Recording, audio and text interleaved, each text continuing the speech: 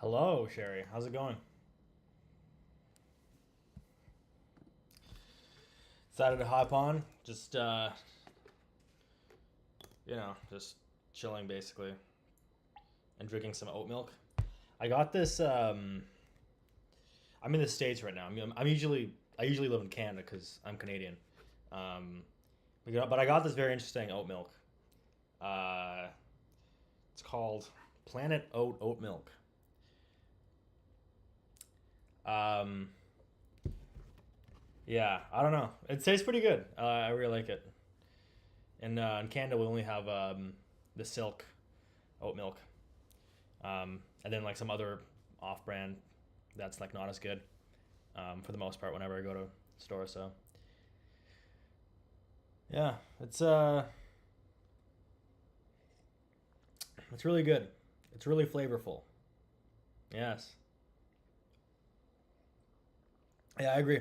It's and it is the best oat milk um, because one, it's an excellent source of calcium, and two, because it's also an excellent source of vitamins A and D. So there's a lot to it. There's a lot to it. So yeah, I'm just drinking it. Just just live streaming myself drinking oat milk. So yeah, I've had as usual. I have no plans usually for these streams. I just uh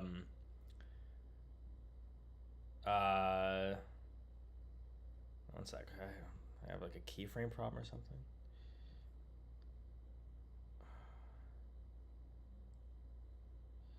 I have no idea what that means. Anyways, as long as you guys can hear me and the video is uh, okay, then oh wait, shit.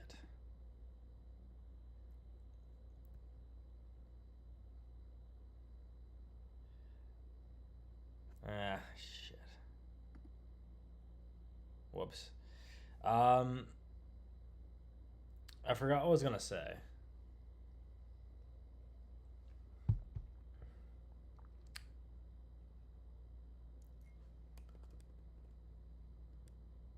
Am I?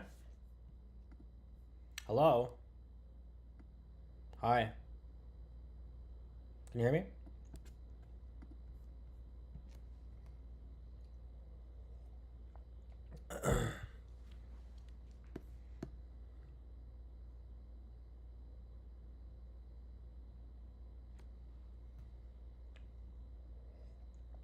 Anyways, I'm just gonna assume you're gonna hear me. I don't know what to do about this stream status. The Airbnb that I'm in right now is pretty good for the most part, but for some reason, the internet has its moments. Uh, yeah. If the stream is unwatchable, let me know. Um, Otherwise, I'm just gonna keep talking. Um, but yeah, I don't have like any plan for these kind of streams. I just kind of decided to go streaming. I usually get like a gut feeling like in my like that like I should go streaming. I'm like, oh, I haven't done anything in a while, so I might as well do something. So yeah, here we are. Yes, reveal yourself. The second concurrent viewer, or not, that vegan professor. Hello, vegan professor. How's it going?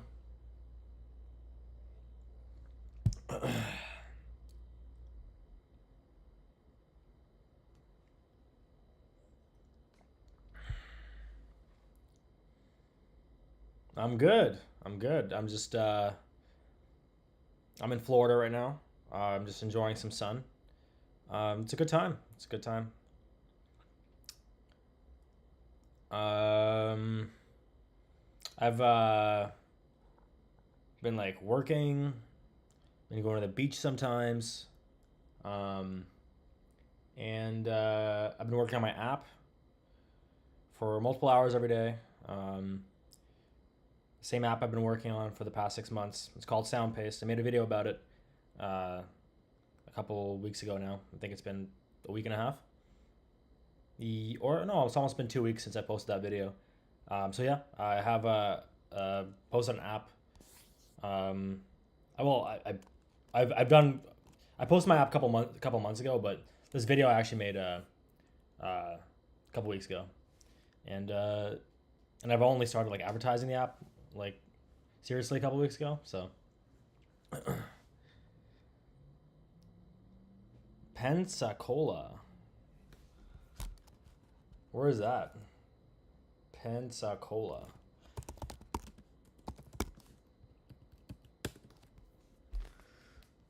Ooh, interesting. You live here. That's a very interesting way of, that's like very interesting. Wow. Pensacola. Oh. Oh, that's really close to Alabama, right? Yeah, it's Alabama. That's crazy. Wow, interesting. So it's so this part of Florida, the Panhandle, isn't quite as warm as this part right now. I was in Tampa recently, actually. I went for a drive there. My dad came over for like a week, and then we drove up from Miami to Tampa, but it was like raining. It was like what was it? I think it was like 3 or 4 days ago. We went to Tampa, and it was raining, and we were just there overnight, and then the next day we went to like an aquarium because what else do you do in Tampa when it's raining? And then we just instantly head back to Miami. So we really didn't do much other than do a lot of driving. And it was cold. It was cold. It was only 15 degrees there at that point, which is, you know, it's not like freezing. I mean, especially compared to like Canadian standards, but compared to Miami, it was cold. It was noticeably colder. Miami was 22 degrees. So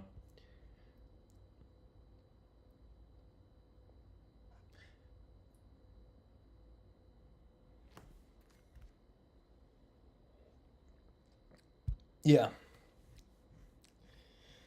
yeah, that's it makes a lot of sense, especially being where it is, Pensacola. But yeah, it was very interesting because I've been in Florida for a couple of weeks now, and it's my first time ever in Florida. It's I just knew that like the whole vitamin D deficiency nonsense wasn't going to I wasn't gonna like be able to stand that this winter, so I decided to just go down to Miami and see how a couple weeks worth of sun would affect me. And yeah, it's been great.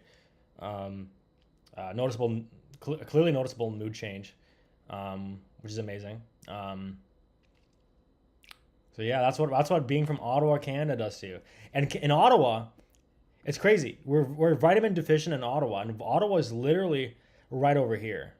So it's like like it's literally like pretty much bordering at the US, like hugging the border. And there's all this land that's basically like not hospitable that the Canadians like live in, so, which is crazy. Um,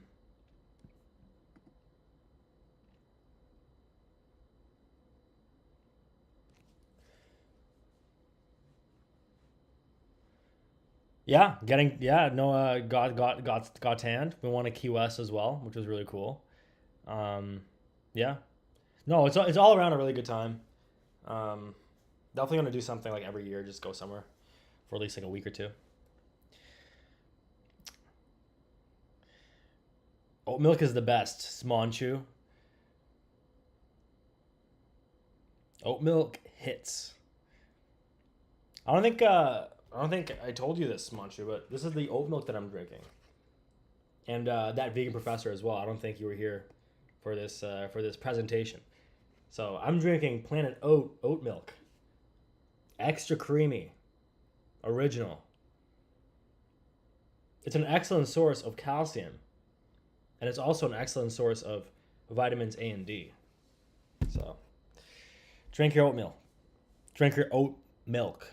Also, if you want to drink your oatmeal, you'll be a little bit of a psychopath, but I don't judge, so might as well do that. Hell yeah. Well, not Disney World. Universal. Yeah, that's gonna be fun. We got 5 concurrent viewers. Wow, this is insane. This is uh this is awesome. We got like a gang going now. Good stuff. Good stuff. A lot of people on here just to they were enticed by the title of the video. Drinking oat milk and talk. I wonder what that's about. I wonder what this video is about. What can how is this? I wonder if I my life is gonna change after clicking on this video and engaging with a bunch of people and talking about oat milk.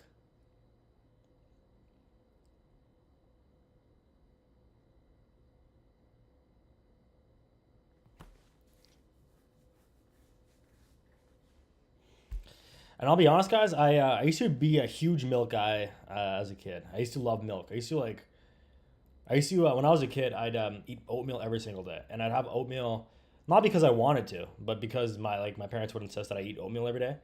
Um, I mean, realistically, probably could have made a different breakfast, but they'd always make like a batch of oatmeal for like the family in the morning. So I would just like be the path of least resistance. You're sleepy, you got oatmeal. So I would like uh, get this oatmeal, and I would just like drown it with like milk. So it would literally be like 60 or 70% milk, and it would just be like 30 or 40% oatmeal. In retrospect, like as an adult, that sounds horrendous. But like as a kid, you eat that, and I don't know, it's like amazing. It like tastes way better than oatmeal than just like oatmeal, which is like empty carbs if you don't add anything.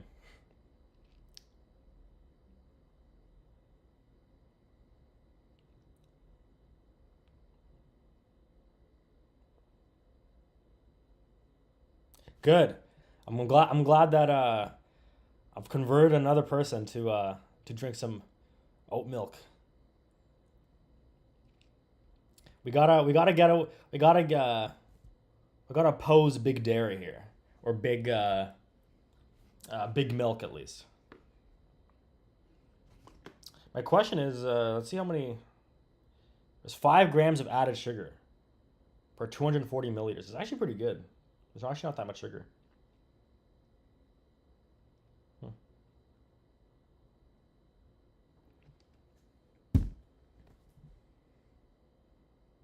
Yes, big milk. Exactly, big milk. And then I also have this next to me. It is um, another one from my milk collection. It's the Silk almond milk. This one, I'm gonna be honest here. It's not my favorite. It's pretty good, and I usually get the unsweetened, but I get that when usually there's nothing else to get. I used to be a big almond milk guy, but nowadays I don't know. Like I think I've lost a taste for it for the most part. Um, yeah, it just tastes like a little bit more watery than oat milk tastes. Um, and yeah, no, I think I've just been drinking this too much, to be honest. Whoops. Let's not see that. Um,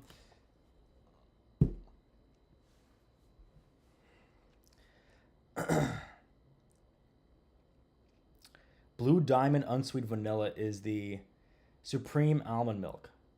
Oh, that's what the brand is called. Blue Diamond. Okay, I need to try that.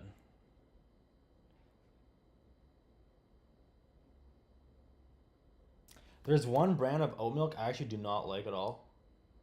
I don't think it's blue. I don't think it's Blue Diamond. This other Canadian brand. I remember trying it, and it just tasted like too.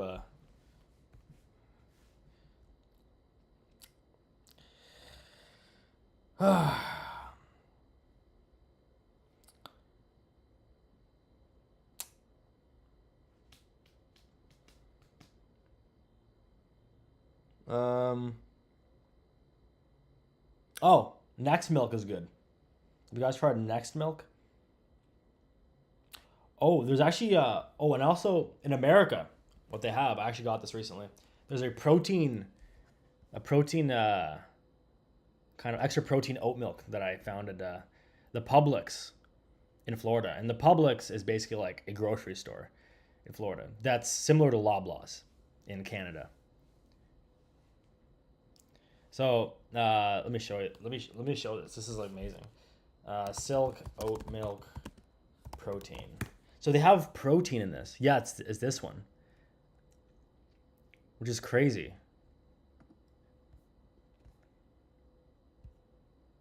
Because like I don't. It's like especially if like you're vegetarian or vegan, like you don't get a lot of like protein to begin with, and you're like a you probably chug oat milk a lot because that like vitamin B12 or whatever, and because it tastes good. So it's nice if you actually have some protein in there as well to like offset how much protein you need to get in your day to day. And this also tasted amazing. I really highly recommend this. I don't know why this isn't in the Canadian markets. I would literally pay like $7 or $8. Maybe not that. Okay, maybe like $7 for one of these if it came to Canada. So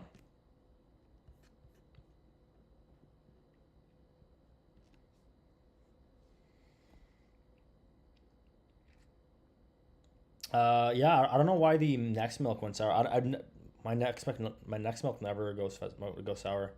I used to buy like a bunch. I used to buy when they went on sale or whatever. I would just buy like a bunch, and they would just last me like the oldest one would like I'd open it in like 3 weeks. It would still be good.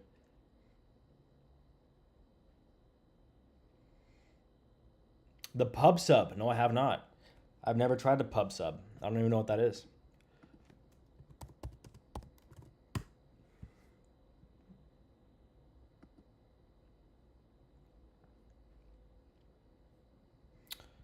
Oh, it's the public sub. Okay, the pub sub. Okay, interesting. I have not tried that, but I'm down. Look at this guy. This guy's really into the pub sub. Look at his eyes. This guy's found the meaning of life. That's awesome. Yeah, no, I'm totally down to try that out if they have a vegetarian option. Um,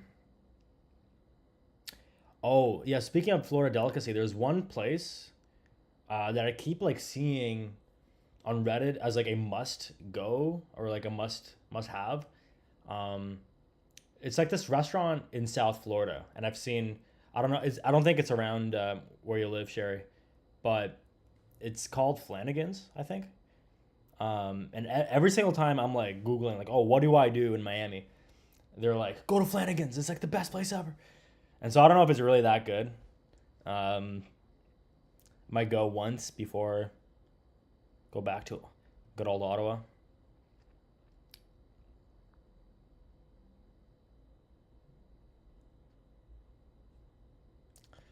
Um, but yeah, I tried out. Go to Wawa. Wawa isn't that like so? So as a Canadian, I go down whenever like I see stuff in the U.S. There's a lot of things I don't know what they are. So like for example, Publix. I saw Publix, and then I also saw there's like Ross, which I have no idea what that is. I think it's a clothing store. And then there's another one. There's another grocery store, but it's like two. One sec. Grocery store chains in Florida. Winn Dixie. There's another grocery store in Florida called Winn Dixie, and I thought that was like Home Depot or something for a second, or they would like sell like home hardware kind of stuff. You know what I mean? Like I it just that's such a I felt like such a non grocery store supermarket name. So there's a lot of like whenever I drive around, I'm just like, oh.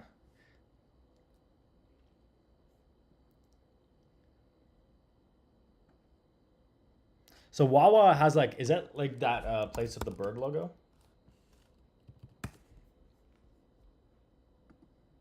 Yes, it is. Yeah. So this one, I'm very confused. I don't know what this is. Because we don't have like this kind of thing directly in Canada. Because with Wawa, it's like half gas station and half like a very. It's like not. It's like not a gas station sized convenience store. It's like bigger than that. So it's kind of confusing. I always get conflicted like seeing this because I don't know if this is I don't know what this is. Like I don't see we don't see these kind of things in Canada where you have a gas station and then like a larger building right next to it. So I had no idea what this is. Um, but so I mean like I would assume it's just like a halfway between a grocery store and like a convenience store. Or just happens to be that also happens to just give gas. So it's like a three in one.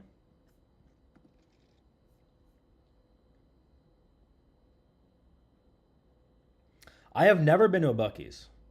Never.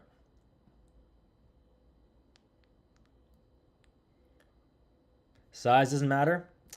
Debatably. Depends what you're measuring. Have you ever been to Bucky's? Yes. No. I don't think I have. I've heard of it.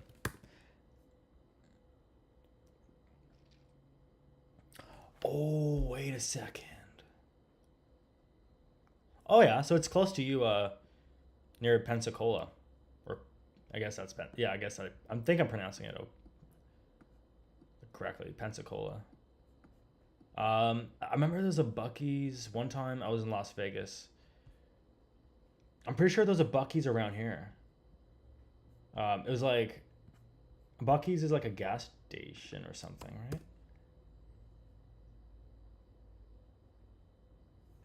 Yeah, so it's basically that vibe, like country store, or wait, country store, gas stations,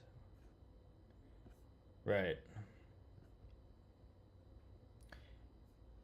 Is Bucky's the like the world's largest?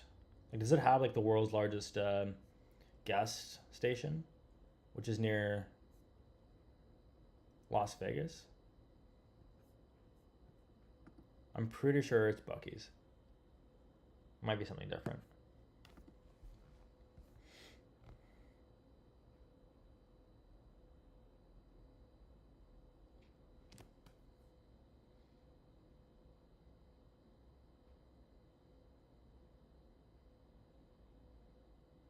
Nice.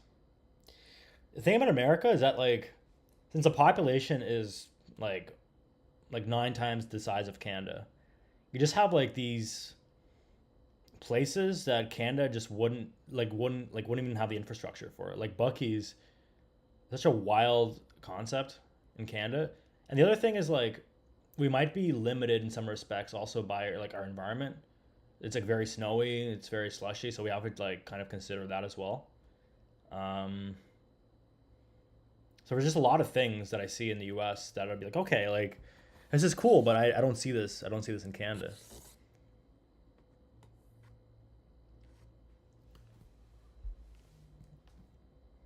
Nice.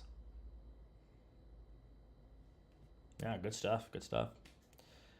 Next rave event. Uh Next rave event. Uh, I don't know. If you're talking ironic rave, I don't know. Maybe in a couple months. If you're talking just like a general rave in Ottawa, um,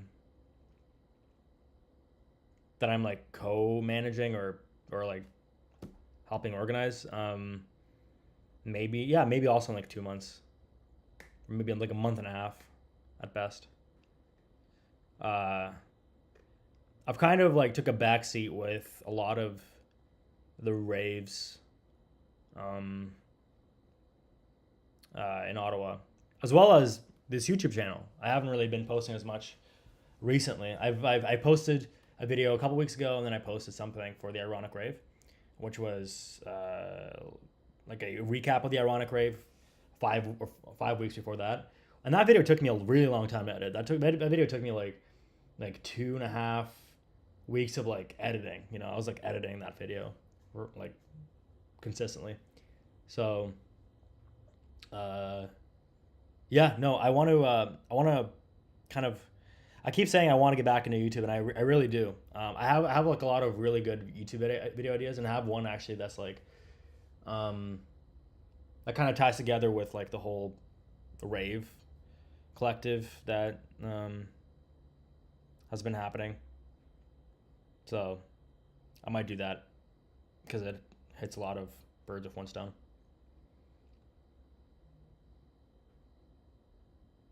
Yeah, editing is really painful. When I was like maybe like 10 years ago, I used to love editing because I don't know. You shoot something like a video, and then you get to like experiment with the magic of editing. You got to like put on effects. You got to like basically create a product that's like you and like just like so expressive. Uh, but nowadays, like whenever I edit, it feels like more of a chore, and I don't want it to feel like that. But when you're editing like videos, well, especially the ironic rave video was like almost 20 minutes.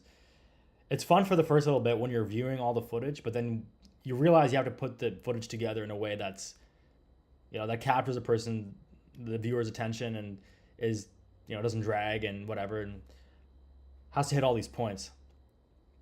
So it becomes less fun when you're actually turning that into work. So yeah, if you're like a successful YouTuber, like just like outsourcing your editing is like the best thing you can do.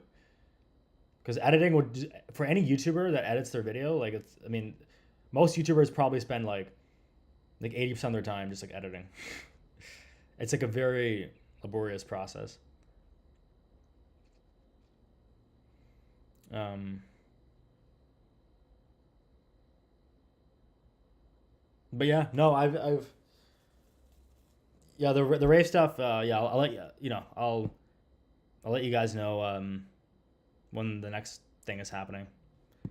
Or if you guys want, to follow the raves in Ottawa, we don't just throw like ironic raves or whatever. We throw like actual raves. You guys can check out this Instagram page.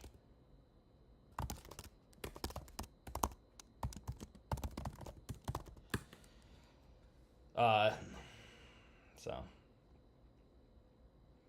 I don't think my YouTube is my future. What do you mean by that?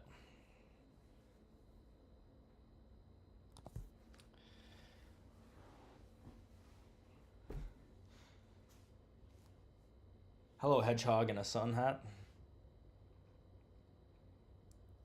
Oh yes, pumpkin. That's a got a Patreon supporter here.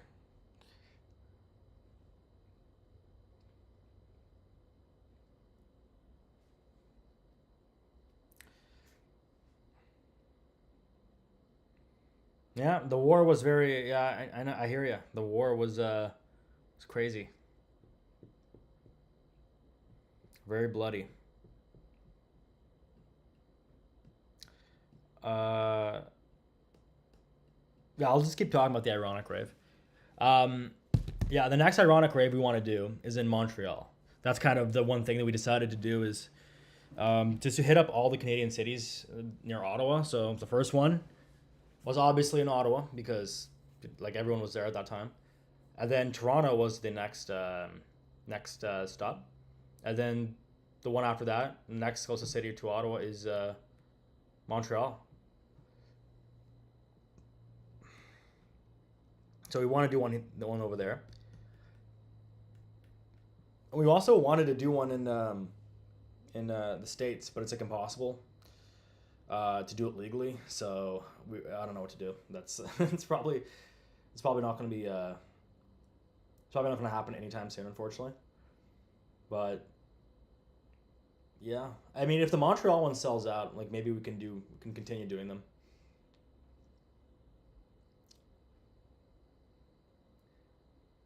Well, Americans aren't letting us to do the raves.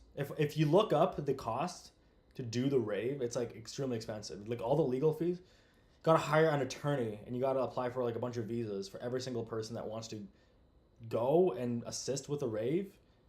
Like literally, like it'll literally not be worth it. Unless we like sell out all the venues and make at least $50 like $50 a ticket, because it's just so expensive.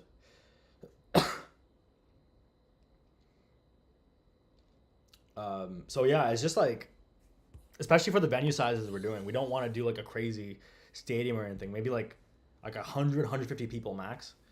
So it's just not economically viable to do it legally. Um, Fortunately, but maybe sometime, maybe Americans will relax uh, the way they do that, the way they let Canadians perform in the States soon. We can do that.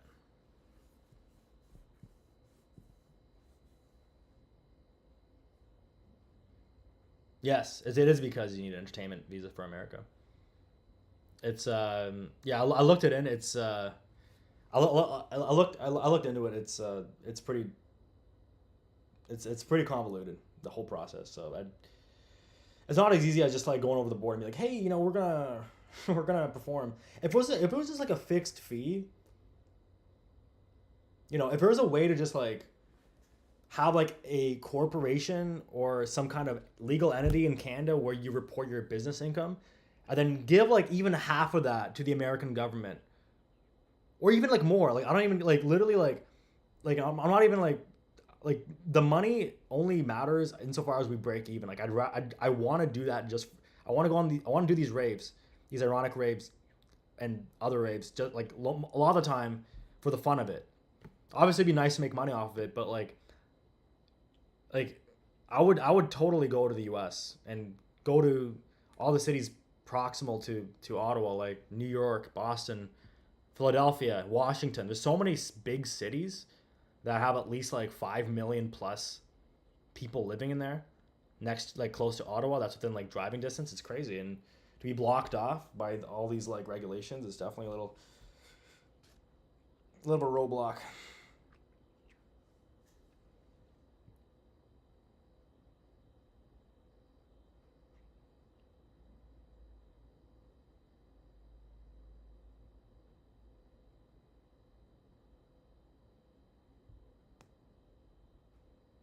Yes.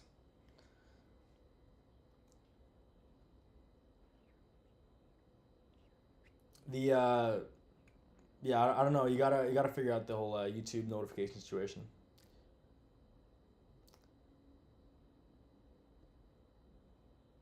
Become an American citizen just to throw ironic rave.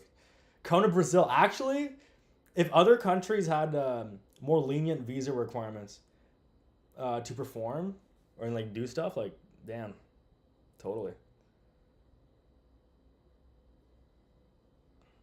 I actually was thinking of coming to Brazil at some point. I wanted to go to Rio de Janeiro. Place sounds nice. Um,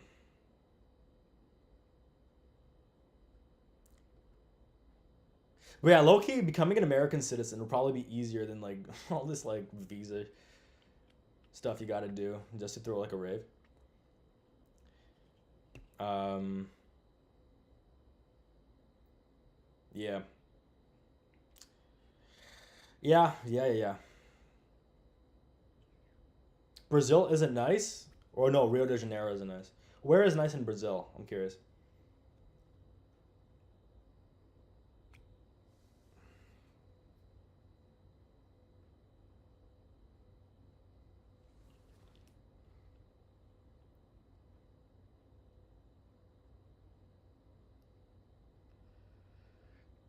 Hey, well, Hedgehog, with the whole New Zealand thing, I was actually thinking of visiting Australia, like maybe sometime at the end of this year or like next year or something.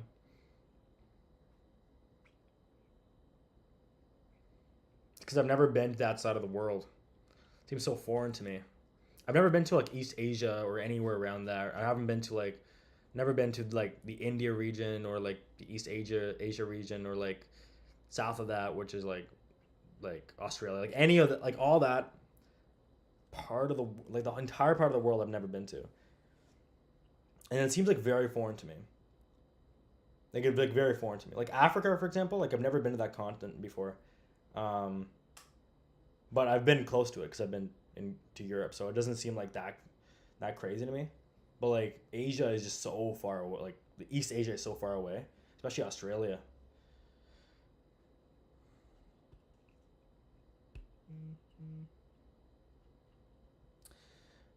Richard Holler asks, why can't you throw a rave without a visa? Well, because if you want to do it legally and you want to promote it legally and you don't want to get banned from from the U.S. for like 5 years, um, yeah, I mean, like we could hypothetically just like sneak in and like just do that and it'll probably be fine. I don't know. I don't really.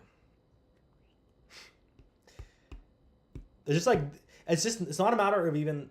It's just the fact that rave is already so much pain to organize.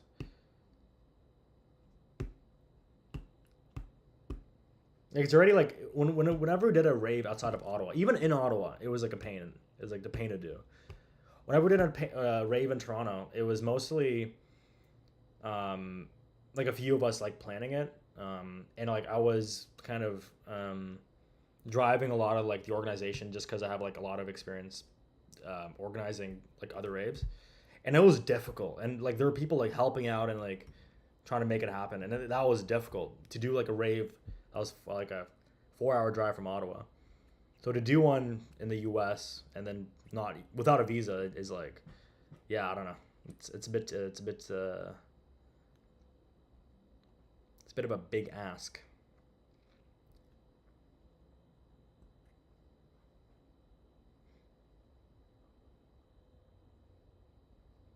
Just have an American citizen throw it to you by proxy. Yeah, I guess.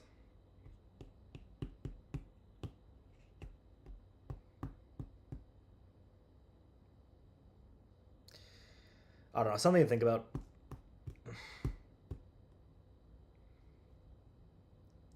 You've been to Bermuda. How was it? You didn't get lost in the Bermudan Triangle, right? Bermuda is interesting because it's like not quite. It's not in the Caribbean. It's just kind of in the middle of nowhere if you really think about it. It's like right over here.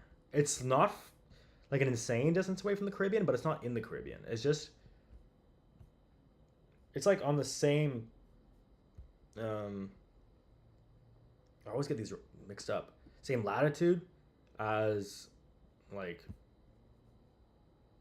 I don't know, like South Carolina or something. It's just crazy. I always thought Bermuda was like a hot place, like year round. But apparently it's in the winter it's like not too hot. Like it's not doesn't snow or anything, but it's like I would guess like 15 degrees in the winter or something like that. Oh, okay, never mind. But yeah, see, it's not amazing. It's really rainy. Can't really it's like sweater weather.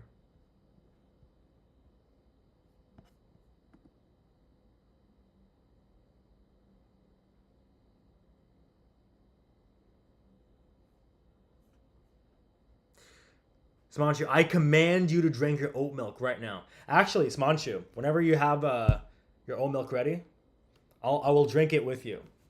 We will we will cheers.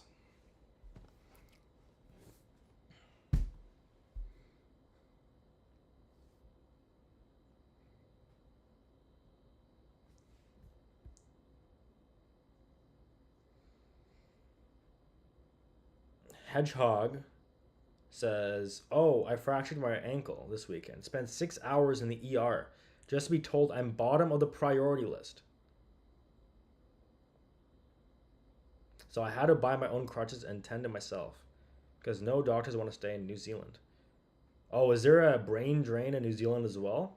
Do a lot of doctors like move out to like Australia or something because they have lower taxes or something?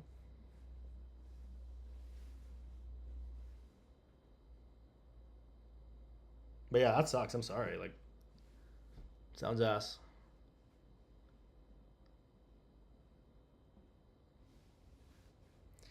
All right, Smanchu.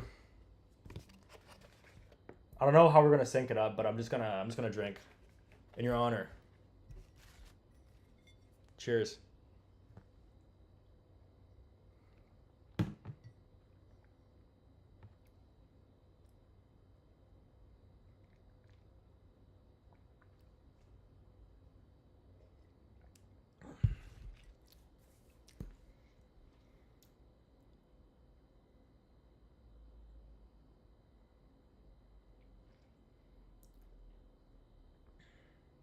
Trader Joe's. Trader Joe's is actually like pretty good. I once was in Cape Cod and we went to a Trader Joe's and prices were like pretty reasonable I found. And like the quality was pretty high, like it had really good stuff there. I mean like the whole vibe was really cool. Like it was basically like it didn't even look like a grocery store from the outside. It looked like some kind of like um I don't know, like a tiki bar thing from the outside. I don't even know. It was like very it had a very primal vibe to it. And then I went in and it was like it was very interesting.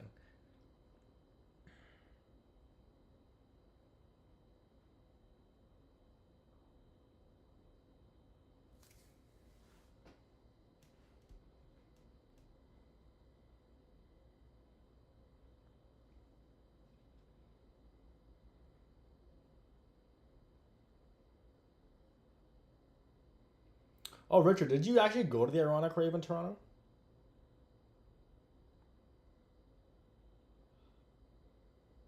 Were there random bypassers at the rave? There were guys checking tickets, but some people seemed like they just wandered there expecting to be a regular rave.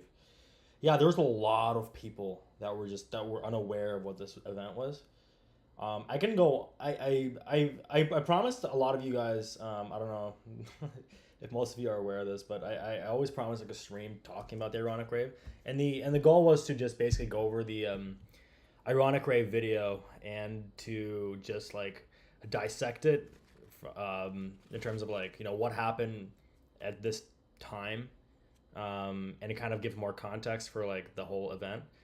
Um, but yeah, basically for yeah, basically it was very the whole place was kind of sketch. We told the organizers like what we were gonna do. So we told them it was gonna be an ironic rave. This is gonna be the vibe. We sent them like the poster. We sent them with like so much information, and they're like, yeah, sure, because we also said that we were gonna sell out. So we're like, okay, well, these guys don't really care about like what we actually do as long as we sell out, which is fair. A lot of people want their bar to sell out, and so we throw a rave, and then like these guys are instantly pissed at us. They were so angry. They were like, the guy, the bar owner at the end of the rave. I remember he was talking to me like we were trying to leave with all our stuff, and he stopped us and he was talking to me and he was saying that like we completely disrespected the vibe. Like we were like, oh, this was like he's like he was basically like, um, yeah, he's basically just said like he felt really disrespected. I forget exactly what he said, but he was basically like using like hands. He was basically like being like, "Yo, like this is really disrespectful. I can't believe you did this." He was like, and he was pretty aggressive. He was trying to be cordial about it, because you can't be too aggro. But he was as aggro as you can be while being cordial. If that makes any sense. Um, so that was an interesting experience considering we sold out the event for them. We gave them so much business. They're still pissed at us. So that was interesting. And they had a lot of regulars that came in, and that's the other thing I want to talk about is they had a lot of people that came in that were regulars that were expecting like drum and bass or whatever, and or like some whatever music they play, and they were just like apparently they're like let down. But we specifically asked them like we specifically told them this is the rave, this is what we're gonna do. Um, we didn't give them like an itemized list or anything, but we're kind of like we're gonna do an ironic rave, and we're like this is gonna be the vibe. It's gonna be very subversive. It's not gonna be anything like you guys have like really probably experienced before. So, oh hey Duncan,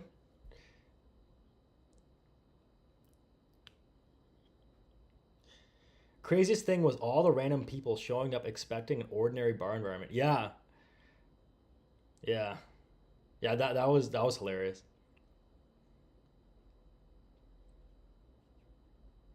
And then the other thing was, so we charged like a modest amount of money for the rave. Like we charged like $15, and then at the door we charged I think we charged 20. No, no, I think we didn't even let anybody in until like 1 a.m. Um, even though like fewer and fewer people were there because we sold out the event. So we didn't want to like just continuously like sell more tickets or whatever. Um, but he would just like let his own people in without paying. This is like our thing. We like if we are the organizers or like the promoters or something, we have to like remain we have to like have control over the ticket sales. It's kind of how it works. They are bar and we paid like them a deposit like over like $200 or something for the venue, or no, it's $250 I think actually. And yeah, and then we have control over ticket sales, but those guys were just like, nope, let's bring everybody and anybody in. And uh and what's a ticket? Tickets are fugazi. They don't exist. um but all in all, it was I'm getting a little I'm like reminiscing on it. The night was, I don't want to spread too much negativity around this whole thing. It's the the night was a huge success, and like the fact that the bar owners were upset, and some people were there like just shocked, like what was going on, and they were like, and then like left. I think that like that whole aspect added to the whole charm of the ironic rave. That's kind of what we wanted. Um, not like a lot of it, but um, we wanted it to be kind of a little bit of a shit show in some respects. Chloe, can I please have one more cheers? All right, Smanchu, cheers.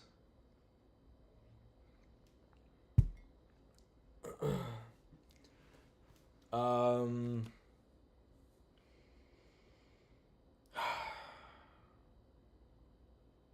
yeah,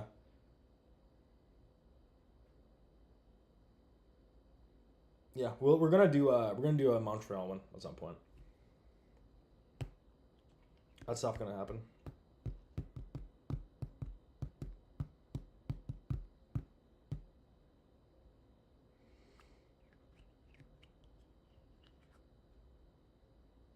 You're welcome, Smanchu.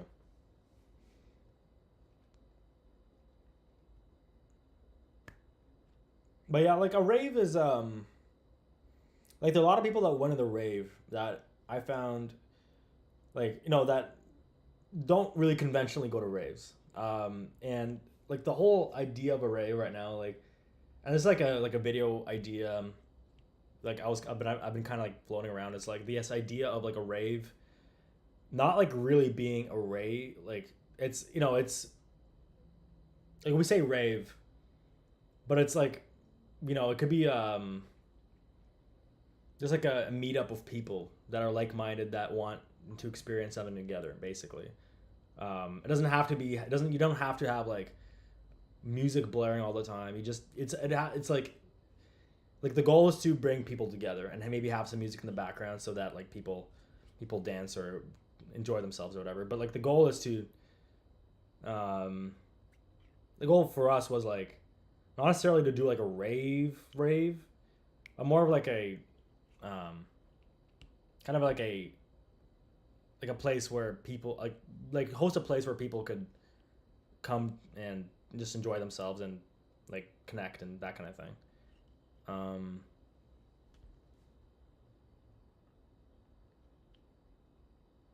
yes, shared experience simulator. Yeah, exactly, and everyone has something to talk about, right? Which is huge because there's so much entropy at a rave, right? You have so many things that happen. Like even like weeks after the ironic rave happened, I just kept learning things from other people that was happening. because everyone has their own perspective on like what happened. People talk to different like, a lot of people were talking to like other people about different things, and things were going down, and there's just so much going on. It's like infinite entropy basically. Well, practically infinite entropy. There's so much to deconstruct when you have a bunch of people going to a rave. But you also have all that being tied together by that shared experience of like the rave and like the acts and whatever. And that's like part of why I really like conventional raves as well. Like I like electronic music festivals, partly because I'm really into electronic music, but also because it's just such a place for just things to go down. Like it after like if you go to an electronic music festival and you have like and you're going for a couple of friends after like 2 days, that's gonna be like a month worth of life of experiences happening because there's so much entropy going on, and there's so much like, especially if you have like friends and then you have like friends of friends that are like in different groups, and then you get to see people like mingle between each other, and you get to like get like inside scoops of like what people are talking about. It's just a lot of stuff going on, and like the emotions are high. It's very interesting. It's like contrast with the experience of just sitting alone in your room, and just like going on the computer, basically doing the exact same thing over and over again. Staring at a screen, going on YouTube, and or like working on a project or whatever. Could be beneficial, or whatever. But like your time is still that one. You're still only experiencing that one perspective. You have no one to talk to about that perspective with.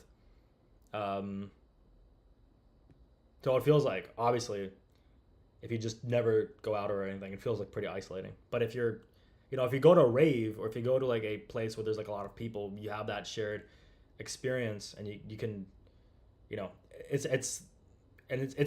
also really easy to find common ground with people as well, because you know that they were there, and you can pluck out things to talk about just by them being there.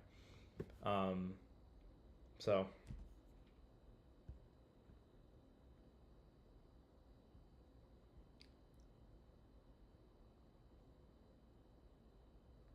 The bottle that DJ HD threw was real. Uh, was it? He threw a bottle? What kind of bottle did he throw? See, I have no idea what's going on. Like, and I honestly feel like I'm the worst about it. Like, I literally like learn all the most obvious things, like the day after the rave, because I'm like usually like running around stressed and making sure everything's like okay.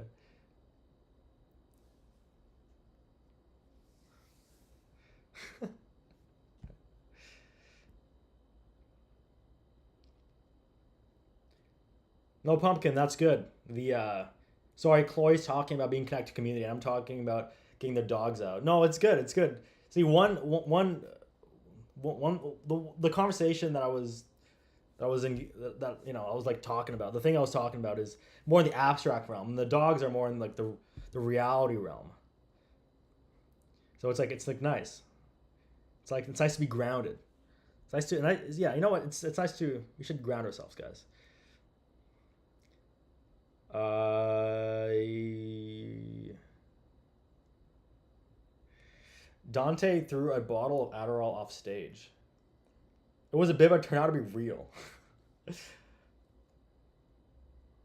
Okay. I literally thought like I remember hearing from other people that it was fake. Cause no way he was just throwing Adderall around everywhere. Wait. Hold up. Let's pull up the. I'm sorry. I'm gonna have to like close the pub sub page. Let's pull up the ironic rave Cloy video.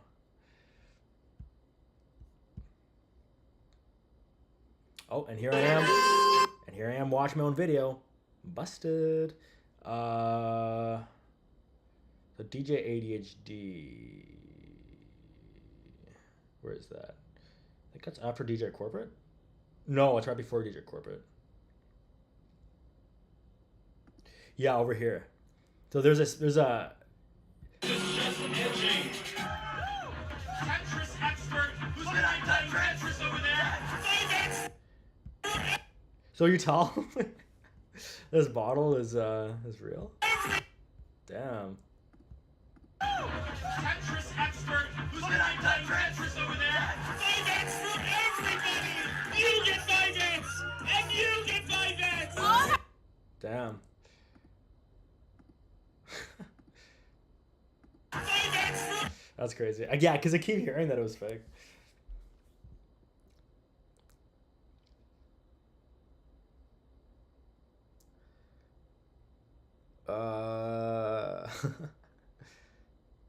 That's hilarious.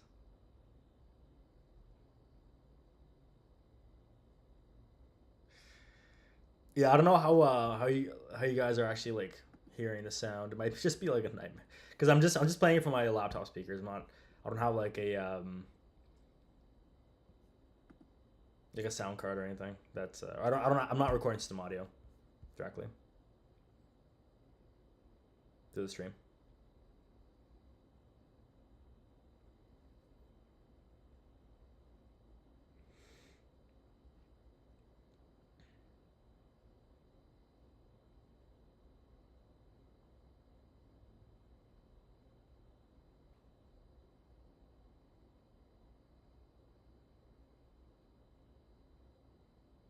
Category sports. This is a sport, Floyd. Flodged.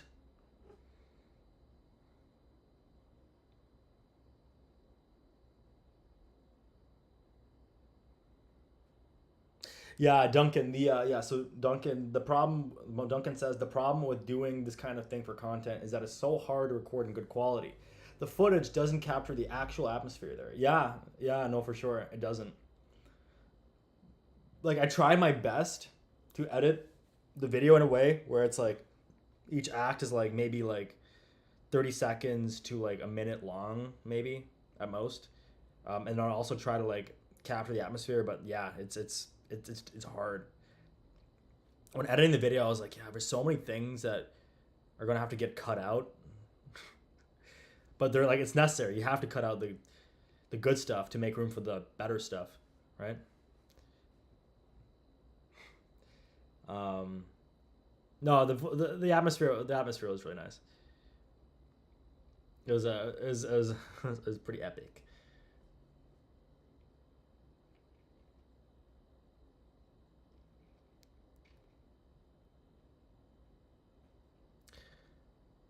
Richard Holler says, ironically, the rave was the first time I consciously listened to a Taylor Swift song.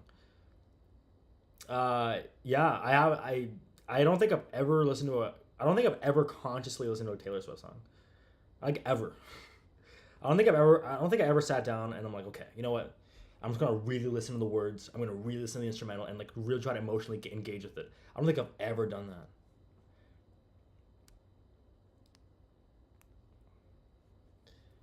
I don't think I've ever done that because I don't know. The vid was still very pog. Oh, thanks, Clark. Duncan Clark.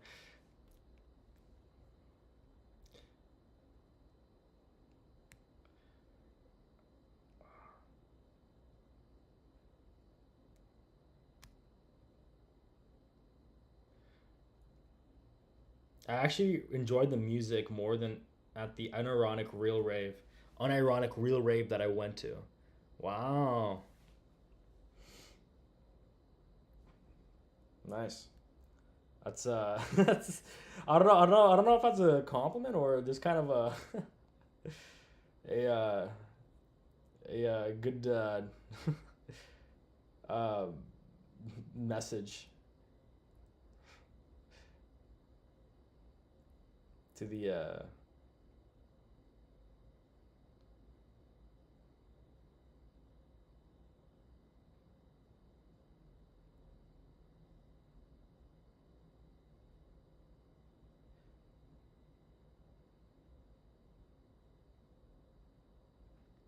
Okay, I have no idea what you guys are talking about. Um,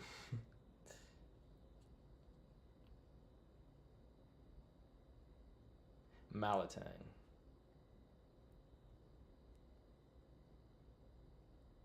Yes, Duncan.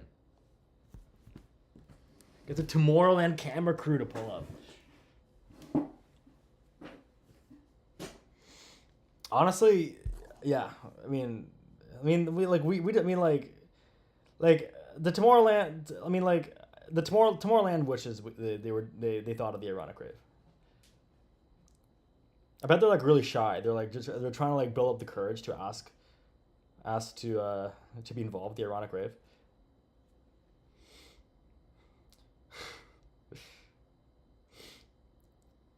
Ironic rave BPM uh, progressively picks up to each song from EDM to speed chord to extra tone, to hypertone to walls of noise. That's a pretty good idea.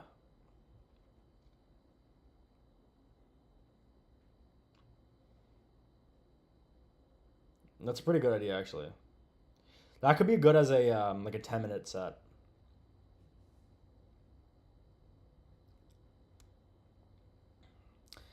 Yeah, Sherry. Tomorrowland is it's like this tiny um, like music festival that happens in Europe or something. Yeah, it's pretty small. It's I mean I don't know like I don't know. I feel we got like we feel we got like I feel like we have a lot of pull proportionally to Tomorrowland. I think we can really get them on our side very easily if we just ask.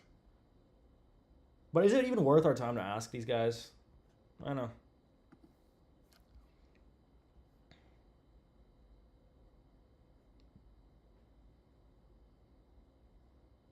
Any more plans to do something in Toronto in the near future? Maybe. I know Dreg is gonna do a he I think he's gonna do a Toronto show in like a month or something. And I might come down for that actually.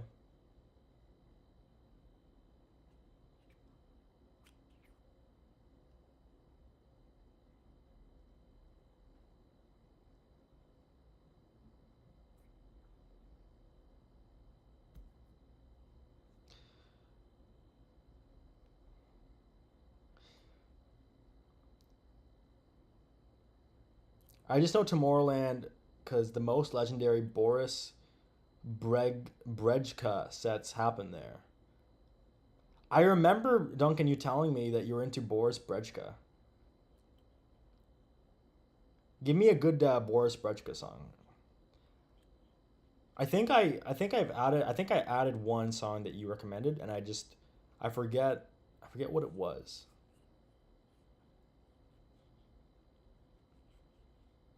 Yeah, with CJ. Yes, yes, yeah, yeah. So Drag is doing a yeah. So he's doing a show in Toronto in a month, I think. Maybe I'm not, if I'm not mistaken. Drag CJ the X. I don't even know where you posted this. Um, shows. I don't even know how you find this. But anyways, he's doing a show in a month with I think around a month with CJ the X in Toronto.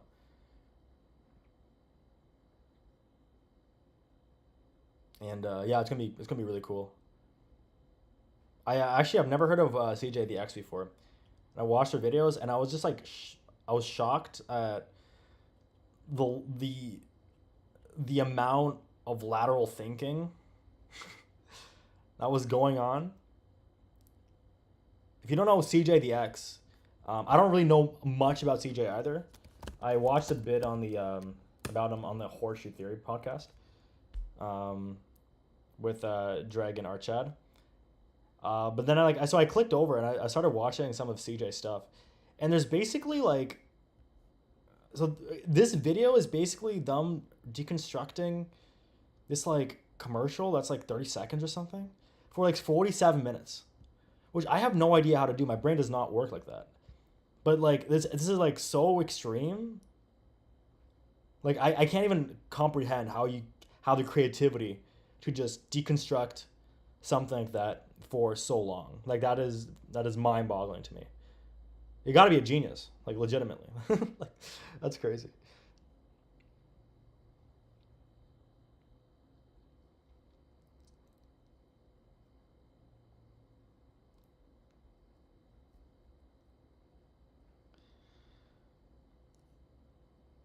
Bert, yeah, if you come to the CJ and Dreg show, I'll probably be there.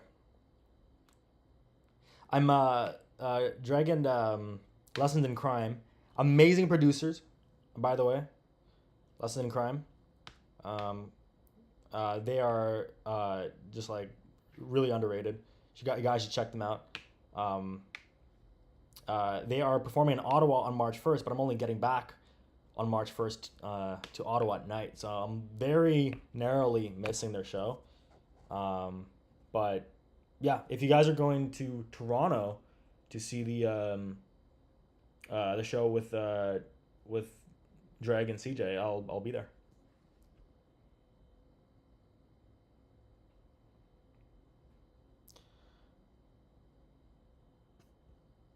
The Jordan Peterson video, is it out yet? Oh, I guess you're in with CJ, so you know the inside scoop.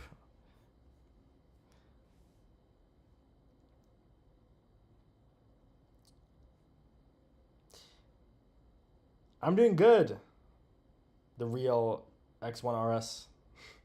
I don't know. I have no idea how to pronounce your username, by the way.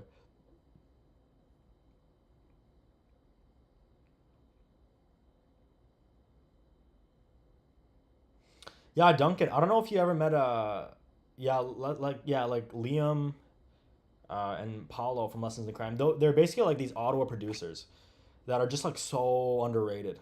Like they're so good. Um, I know like I don't really listen to songs with a lot of lyrics. I usually just listen to the instrumentals. Although like lately I have been I've been getting more into like lyricism. But the uh, yeah, there's like I know like most of their lyrics to like most of their songs because I'm just like their music is so good. They're just like some local. They're like locals. Um, they're really good. Highly recommend.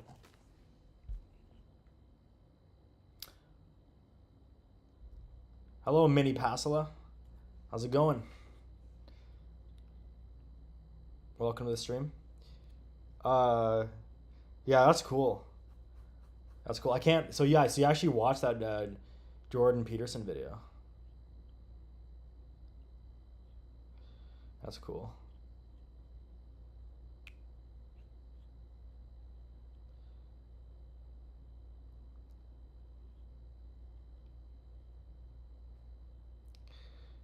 Uh,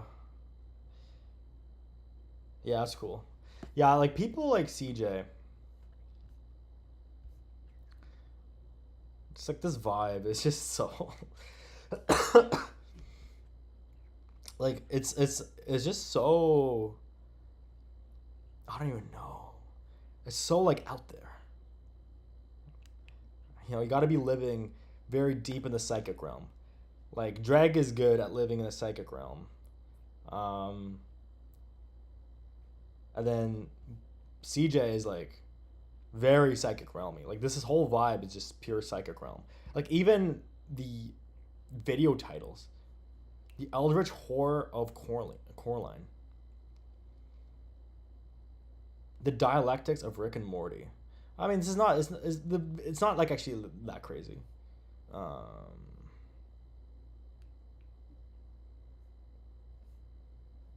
yeah, I don't know. If it's just like a certain vibe to this. It's very very interesting. I want to. Oh, they made music too.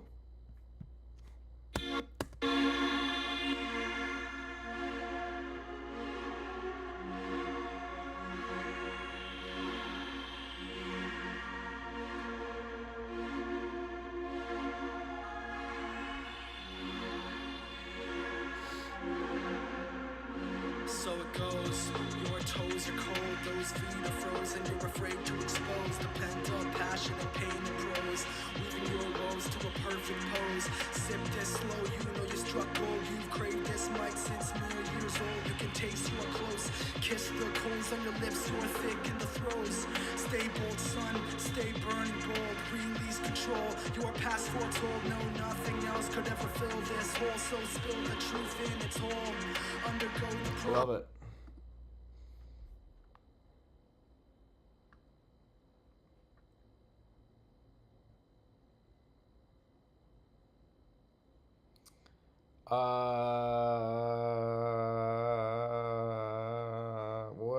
What should I? What are the top 5 things to do in Ottawa? All right. Okay, so Ottawa. All right, so I've been waiting for this moment, guys, in the chat. I've been like anxiously waiting for you guys to ask this question because there's just so much to do in Ottawa. There's a Parliament building, Ottawa. Okay, so the first thing you got to do, obviously, is you gotta go to the Parliament building. But the problem is with the Parliament building is that a lot of these new photos don't show this, but there's a huge construction ground over here. So it's just been under construction for the longest time. It's like one of the most expensive construction projects in Canadian history. So if you go, you get the honor of witnessing this as well. So you get like a huge wall, so you don't see anything, basically like above or below like this line, basically. And you get to see the Parliament building, so it's really cool. You get to see the Rideau Canal.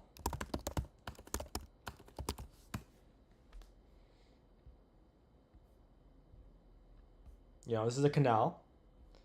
Um,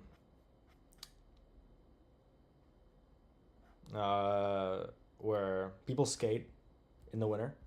So this is really cool, actually. In Ottawa, this becomes the world's largest skating rink. It's I think it is 7 kilometers, which for you Americans is like 4 miles and a bit, 4 miles and some change long. So 4 miles long. This whole skating rink, which is really cool. But the global warming has has been kind of screwing with it a little bit. Last year it closed completely. And this year it's open for a grand total of like 6 days so far, and it usually is open for like a month at least. Uh, so yeah, this is actually like really cool.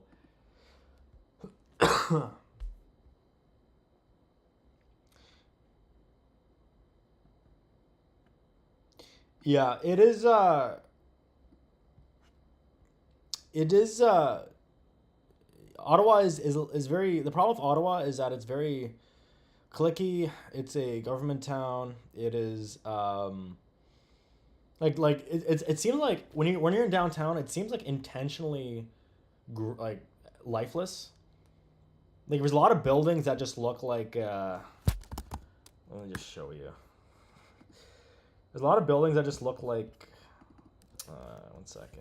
This is just looking at the map. There's a lot of buildings that look just like. I think it's right over here. Just like this. Oh boy. It's like this vibe. It's like a gray building. This is downtown Ottawa, by the way. Like it's just gray, gray, gray, and then you got this building. Whoa, glass, so futuristic. You get some glass buildings, and then you get like more gray buildings. It's like, it, I like Ottawa is not like the worst place to be. It's actually like objectively okay. You know, it's better than like if you're living in a town where there's like population like 5,000 people. Like this is by far, this is way better. Like, wow, I'm just like I haven't been here because I live around downtown, usually, and I haven't been to downtown. I haven't like lived in Ottawa for like 2.5 weeks now. Uh, so it's kind of like whoa, like this is like I'm getting a little distance from it. So it's like interesting to see it. Like I mean, 2 weeks and some change is like nothing really, but it's just like even then like um, comparing Miami where I am right now to this is like pretty. It's a pretty big contrast. Um,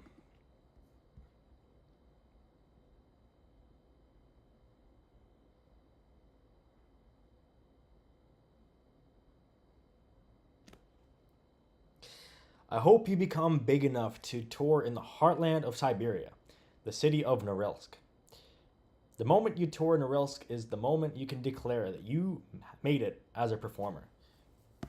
That's true. That's true. See, Taylor Swift did all these cool things and performed so many places and made a movie, but has Taylor Swift ever performed in Norilsk? I don't know. Has it ever performed in Norilsk? Nope, I don't. I don't see it, guys. I don't see it. So she's not a real performer.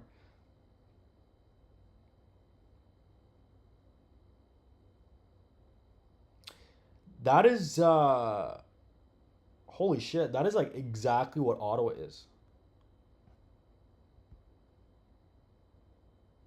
Except our tech bros, because Ottawa has uh, Canada, which is basically like it basically it's basically like a city that incorporated into Ottawa, um, and it has the largest tech park in Canada, I think. Uh, and it's just like I don't know, it's just like a bunch of like tech buildings, and it used to be a pretty bustling place for tech workers, but now it's just kind of a shell of its former self. But a lot of them are just unoccupied. Um, a lot of the tech that it does is like uninspired and not like you'll rarely find a startup in Ottawa. A lot of these are like kind of mid-sized, established companies that just make a tool that no one's ever heard of. Um, that somehow make money. Uh, yeah.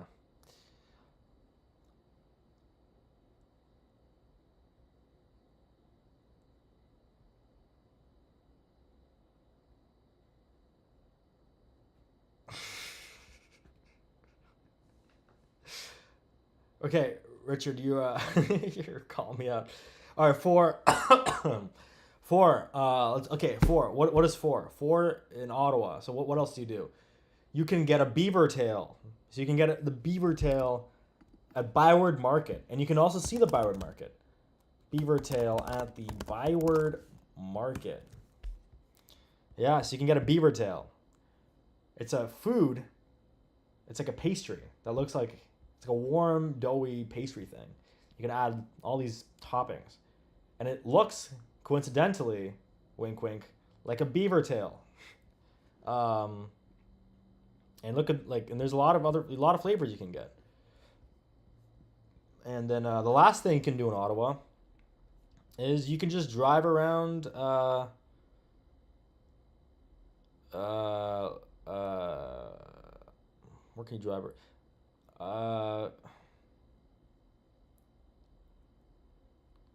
uh, you can drive around the city. I don't know where I was going with that. Uh,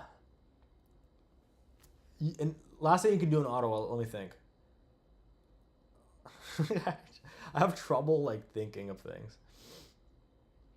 Oh, you can go to a bunch of museums. Yes, you can go to museums in Ottawa. That's the other thing you could do. We have some museums that are nice to see for like 2 days, and then that's it.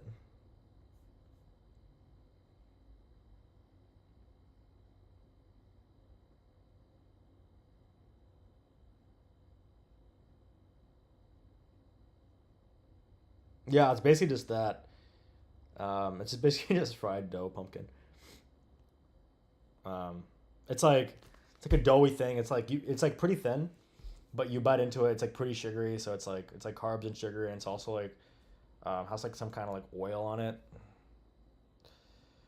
Uh, yo, low key, I'm not gonna lie. I kind of miss Ottawa a little bit, but not because I miss the city and the landscape at all. But it's just like a lot of my family and friends are there, so me being almost like mostly alone in Miami for a couple weeks, kind of like it's fun, but it's like a lot of the time the place is just like who you have there. So um,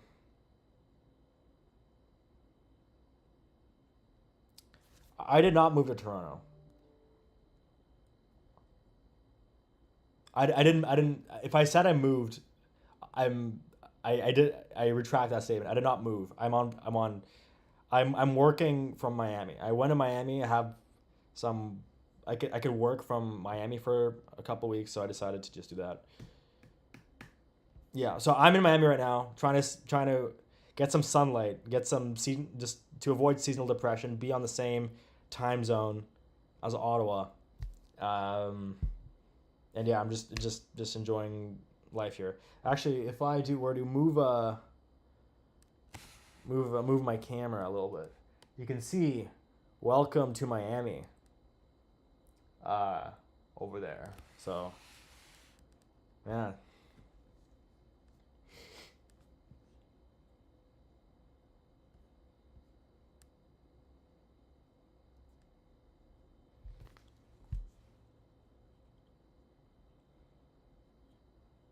And if any of you guys wanna go to want to meet up or whatever, like like send me a message if you happen to be in Miami.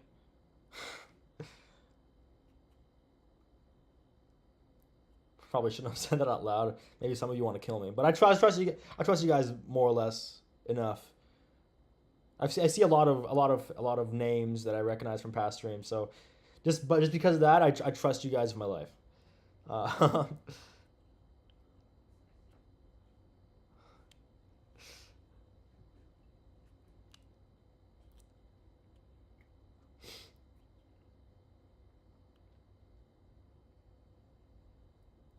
I hear. So my doctor gave me a once a month vitamin D pill instead of sunlight, probably because it's summer, and I am still vitamin D deficient. The funniest thing I've ever heard, like the funniest thing I've heard, but it actually does make sense, is people in Phoenix, Arizona, have large levels of vitamin D deficiency in the summer. So the sunniest place and like the hottest place in the U.S. in the summer is just like contains like the a lot of the population there just are vitamin D deficient, and it's because it's just so hot. You don't want to go outside, which is crazy for us Northerners to think about. Because in the summer, Ottawa reaches occasionally like 31, 31, like 30, 31, 32 degrees Celsius. But like it mostly just hovers around like 24, 25 degrees at the peak Celsius, which is in Fahrenheit, that's like what, like 78 degrees Fahrenheit. Um, so we never get like the extreme temperatures that like Phoenix gets. But like for them, that's like their winter in a way. That's like their time where people just go away and lock themselves in their room with an AC that they pray doesn't break.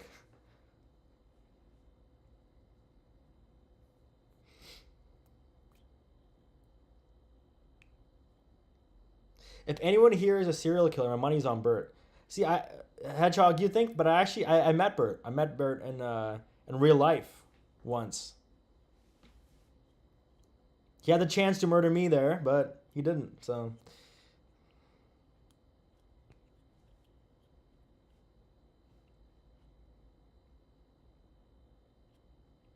yeah, at least Florida has a coast cooling stuff. Yeah, so Florida is like really nice in February. Right now it's like really nice. Right now it's like probably like 18 degrees outside, 17 degree, 15. Well, it's night. But like in the day it's like 21, 22, 23. Like it's like perfect weather basically. Um, but in the summer it just gets really bad. Like it just becomes really cloudy and really rainy, and also extremely humid. So it's not all like sunshine and roses the whole year round.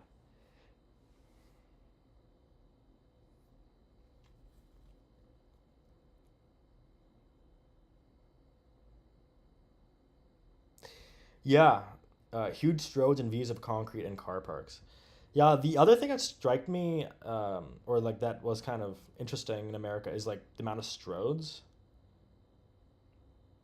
and like the amount of like I don't even know what these things are. There's just like a fundamentally different infrastructure in America than there is Canada. But there's a lot of like roads that are like pseudo highways that are like in like between like suburbs. Um, I guess we kind of have those in Canada as well, but they look different. But there's like these roads that you can go like, like 80 kilometers, 90 kilometers an hour on, um, that are just like not highways. Um, and then and then I don't know, like they're just like wide. Like the roads are just generally wider. Like the infrastructure is clearly more car centric. I found.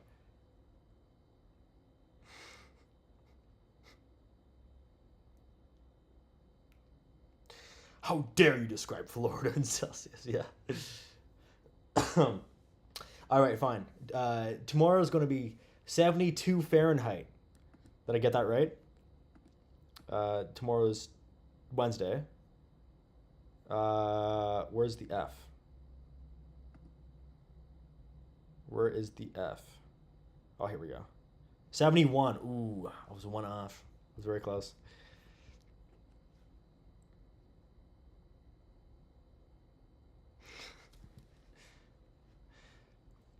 Yeah, it's I'm trying to get accustomed to like the Fahrenheit way of describing things.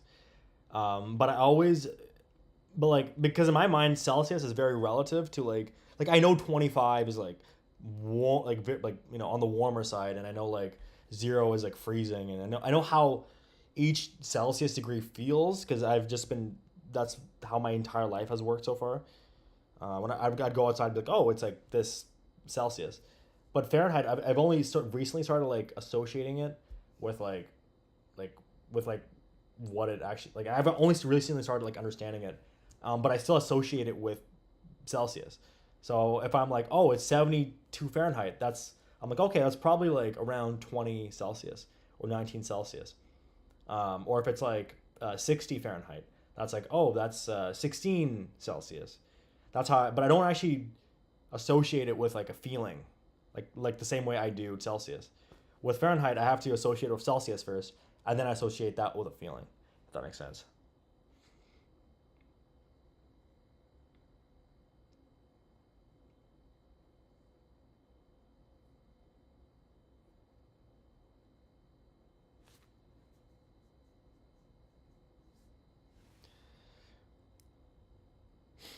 The other thing about America that's hilarious, I find, is just like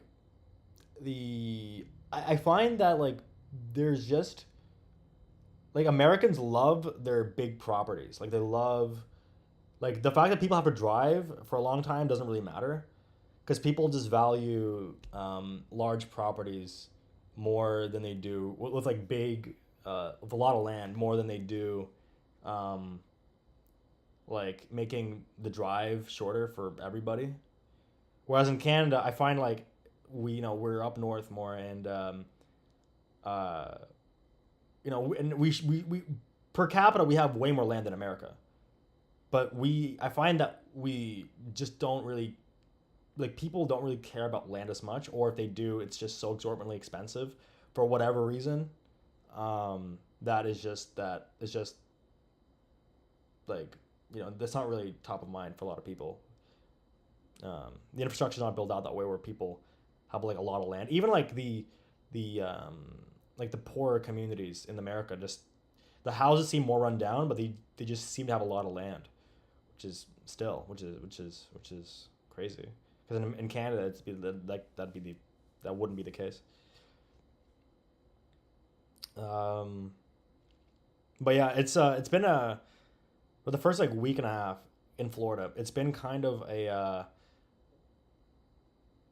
challenge to like just get used to the amount of driving. Sometimes I'm like, oh, it's a 45-minute drive. That's like it's pretty far. But now I'm driving around and I'm like, oh, 45 minutes. That's just default, like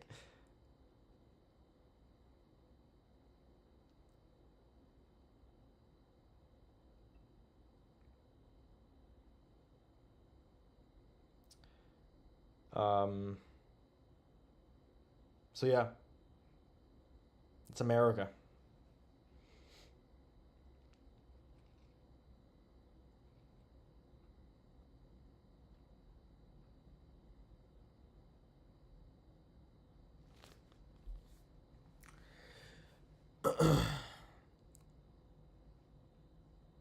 Yeah, most of the free land in Canada is just too cold. Yeah. Yeah, that's the problem.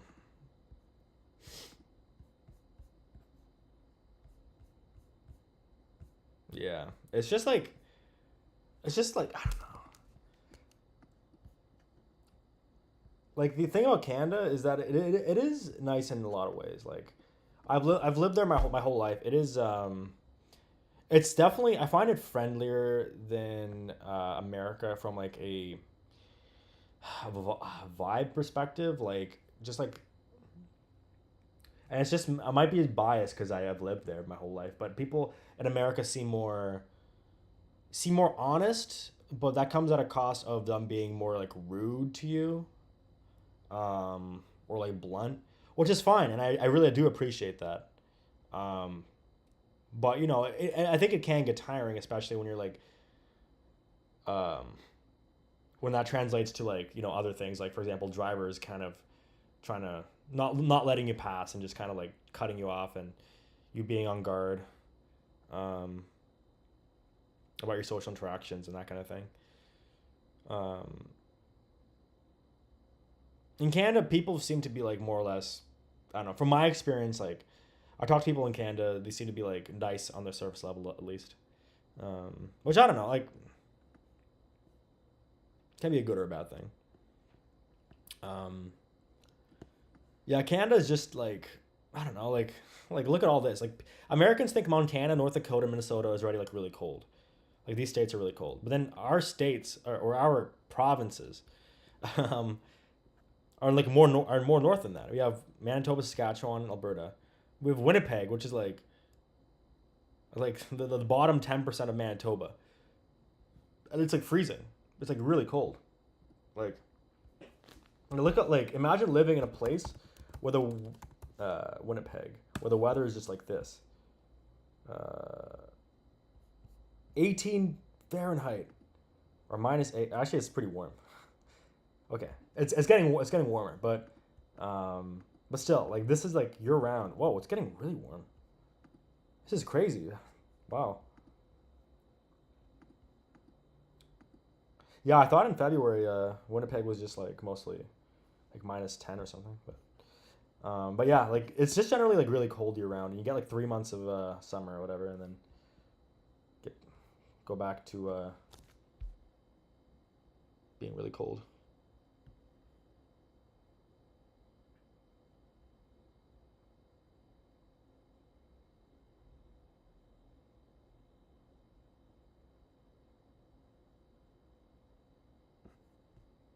Ironic Ray 4 and Yellowknife. Yeah, let's go. I actually there was I was actually thinking about doing a rave and yell and like not Yellowknife but Whitehorse actually up north. It'd be so funny if I were a billionaire. I would just like make a I would just do the like the stupidest shit.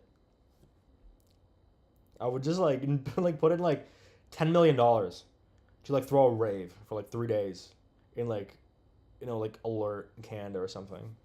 Which if you don't know where that is, that's like it's like right over here. Can you imagine? You invest $10 million to do a rave right over here. Yeah, yeah, absolutely based. It's like one for the textbooks. I swear to God, the billionaires just aren't creative enough.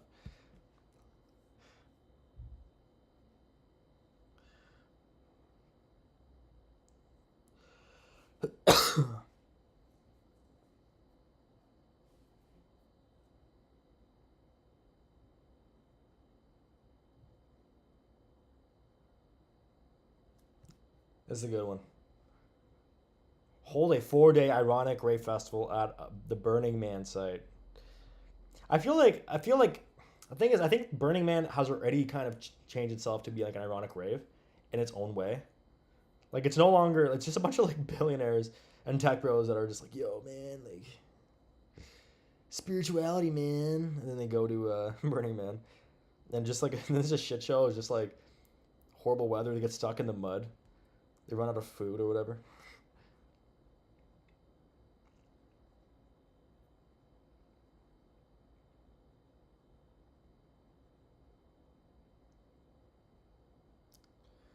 You've never seen snow. Wow.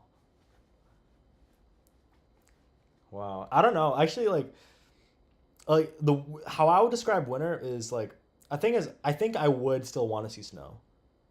Um, that's crazy that you guys don't see snow. That's insane. Have you guys never seen like a mountain? Like a mountain where in like a tall enough mountain where there's like snow peaks or something?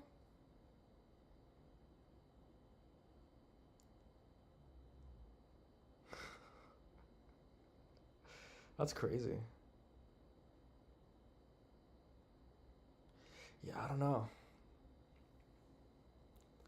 With winter, like I have a love hate relationship with it in some respects because I do appreciate the serenity of like winter and like how chill it is and like like it's very peaceful in the winter. But I find like when you go up too north, winter just becomes like way too long. It just becomes like a 6 month process you got to get over. Um,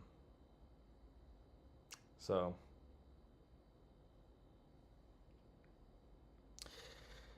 yeah,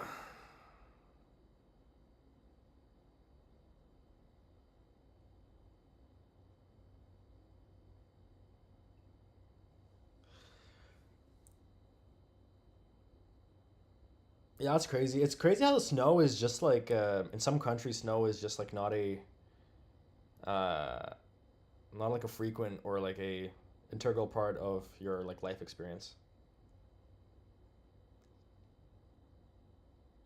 Because in Canada, it's like anywhere in Canada you get snow. Even Vancouver, like you usually get some snow every single winter, even though like most of the time it just melts. I don't know a single place in Canada where it just does not snow. Um, I think it just snows everywhere.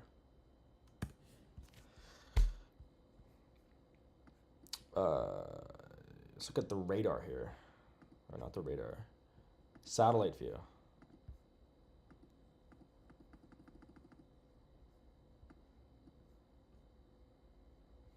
You look at the satellite view. It's like it's all snow. It's all just frozen. And look how funny, like it's literally just Canada. Like it's literally just like all of Canada is just frozen. And then the moment you enter the US, even like Montana or like North Dakota, there's just no, it's just not frozen. Like what's going on? And then the only part of Canada that's like not frozen consistently, I guess there's also, this is Vancouver. I guess there's clouds over Vancouver right now. But like you get like not as much snow over here. And then Toronto doesn't get too much snow usually, like like relative to all these other Canadian cities. But look at this, like most of it is just frozen over, and then you get like a little bit of like, a little bit of like, you live on more normal weather, normal temperatures here. I want to get a cloudless picture of Vancouver, but I'm pretty sure it's impossible because they're just constantly cloudy.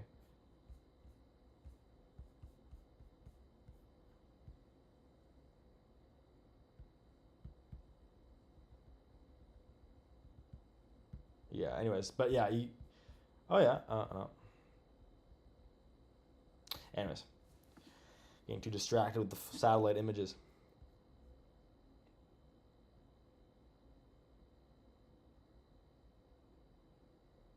Chloe, are you Slavic? Your last name sounds Ukrainian. We never know.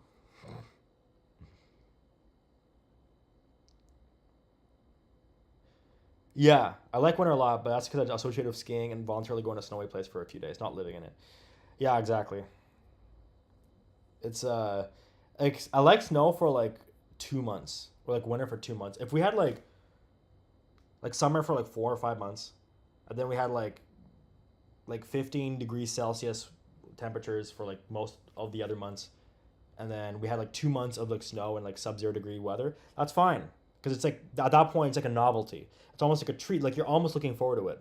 But if it's literally like half the year, you're just like in the like if you're a Canadian, like this is the classic Canadian experience.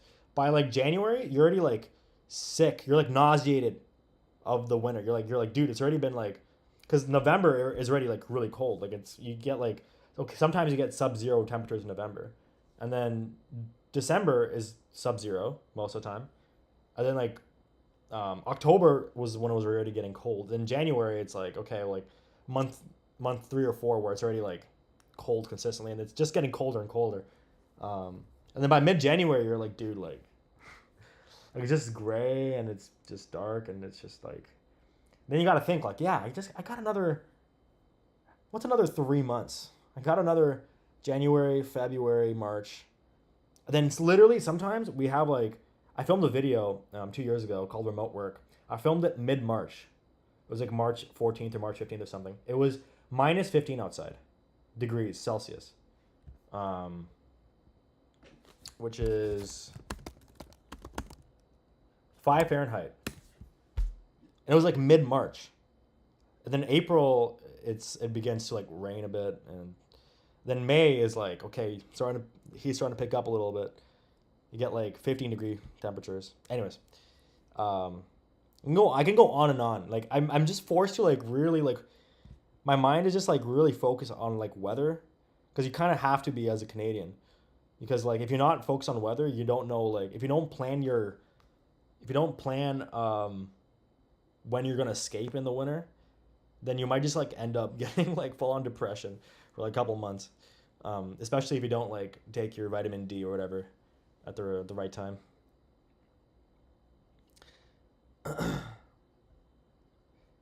Maine is where Americans go to experience what it's like to live in Canada. Yeah, I think Maine is. I've never been in Maine before, but I'm pretty sure like Portland, Maine, is pretty. It gives me it gives me it's like a it gives me like a Halifax vibe almost. I've never been there, so I'm just speculating, but I would agree with that. I would agree with that comment.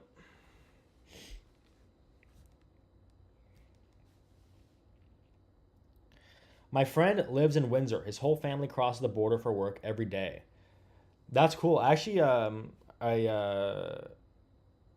used to like look up Windsor sometimes because I was just like curious, like how it was doing in the winter.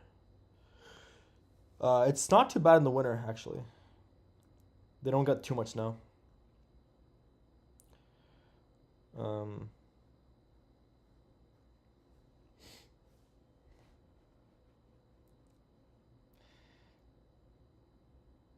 Dizzy C, you're right on the money. You're really hitting the nail on the head here.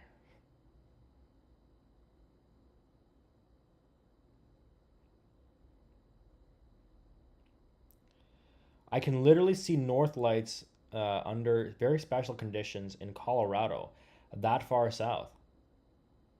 Wow, that's really cool. I thought northern lights were just a northern phenomenon, like a very northern phenomenon, like if you're in the Yukon or Alaska or something.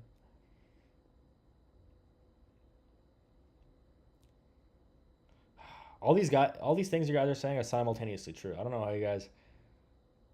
I think I gave away too much information about myself. Exposed myself too much. Is there a way to undox myself?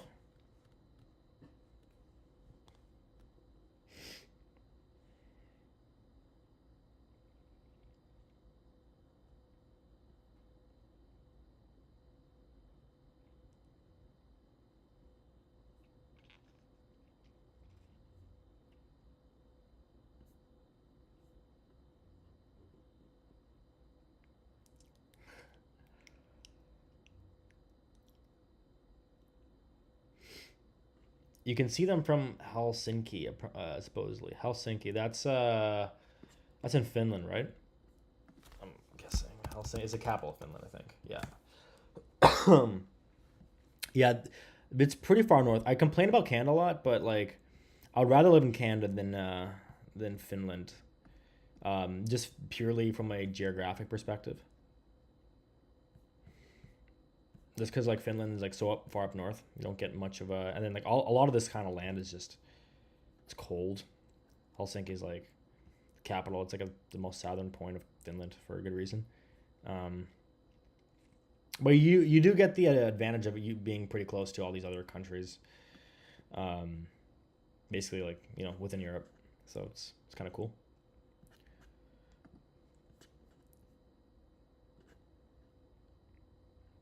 Where do I want to travel to most?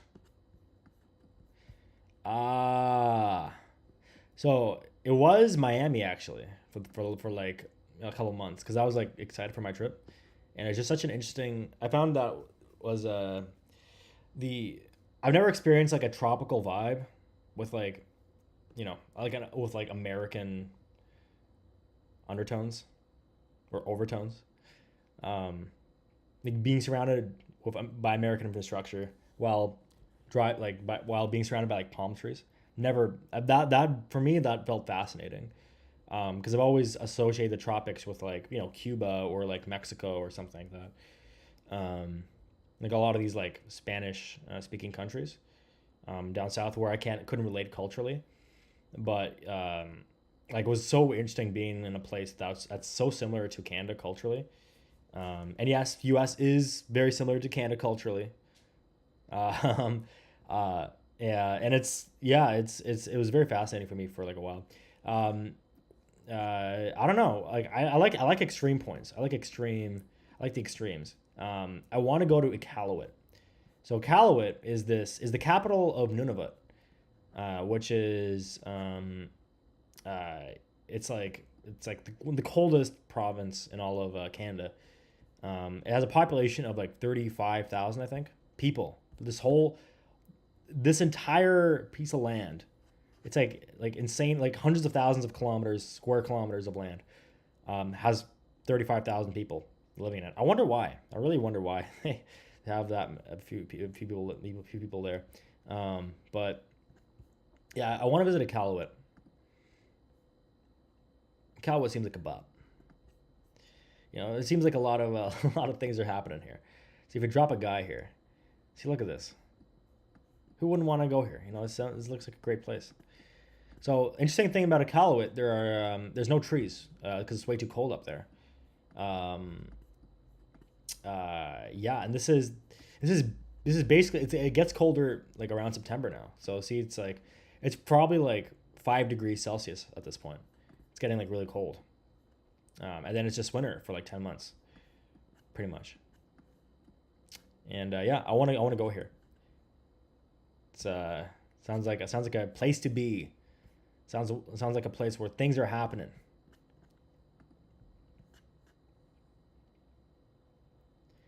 Hello, JJ. Nice to see you. Hope you're having a good time in Japan.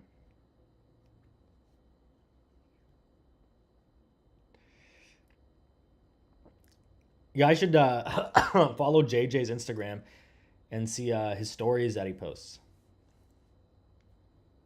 Really cool, especially on his travels from in Japan. JJ, that guy from Ironic Rave 2. Let me think. Yeah, yeah, we had DJJ. Yeah, yeah, he was. Yeah, was the guy. Um, but yeah, JJ, hope you're doing well. Thanks for popping in. Extreme Point. My hometown had the world's most southern McDonald's for a good while. Chile beat us, but we still think about how we were once something notable. Oh, right. Wow, that's actually. Yeah, I actually forget how south New Zealand is. God damn it. There we go. Where is it? Yeah, it's like you guys are really close to Antarctica, actually. Like not like not like super close, but still like this is within arm's reach. Plus like a couple of meters, and you're there.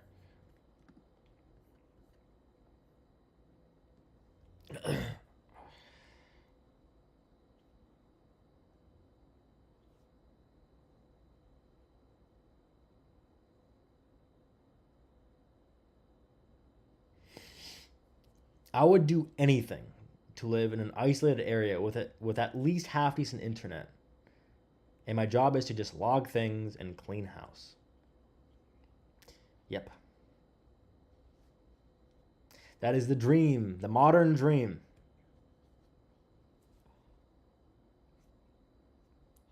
I am from the bottom of the South Island, as south as you can get. Doxed. Okay, let's see where you are. You're in Invercargill, Greater Invercargill area. Or wait, or you Slow Point? Oh, you live in Slow Point. And there's only two houses here, so you must live either here or here. All right, pumpkin, we gotcha. Oh wait, there's another one. So much. You're good. You won this time. There's too many houses to choose from.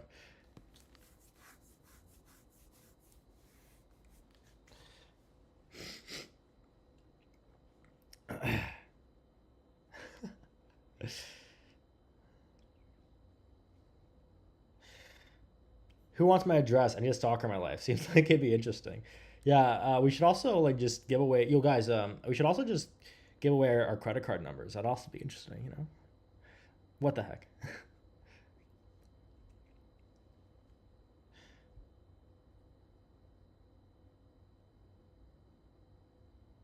Slow Point does not have a McDonald's. It can be the new record holder. Can it really be? Actually, you guys should build a McDonald's right over here. On Stewart Island. Build one right over here. Oh wait, no. You guys have another island over here. Check it out. Yeah. Northeast Island. How is this called Northeast Island? It's like a south as you can. Oh, there's more islands even. Oh, there's more islands here. Auckland Island. Wow. Yeah, you guys should build a McDonald's over here. Or over here. What is this? Is this still New Zealand, technically? Yeah, it is. Yeah, you guys should. All right, get on it. You got 2 months to build the McDonald's. 60 days.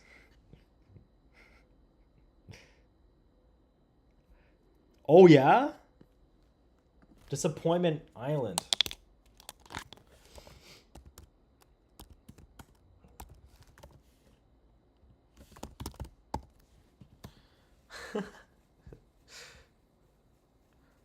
Disappointment Island. Oh wow. Okay, so it's like that tiny speck next to the next to Auckland Island. Disappointment Island. That's so funny.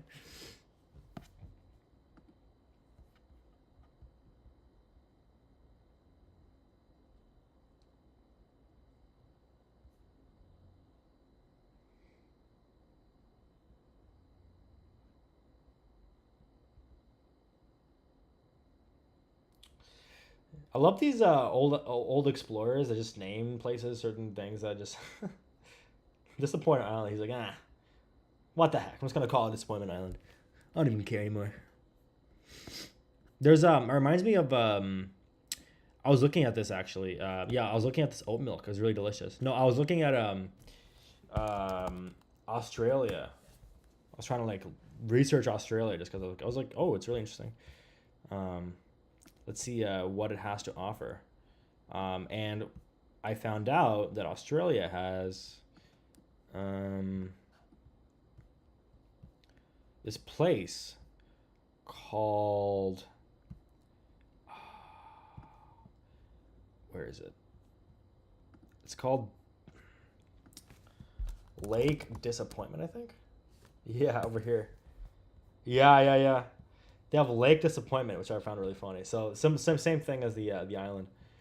Because apparently it's just all salt. Like it's not even a lake. It's just a bunch of salt. Because like it's basically just a desert.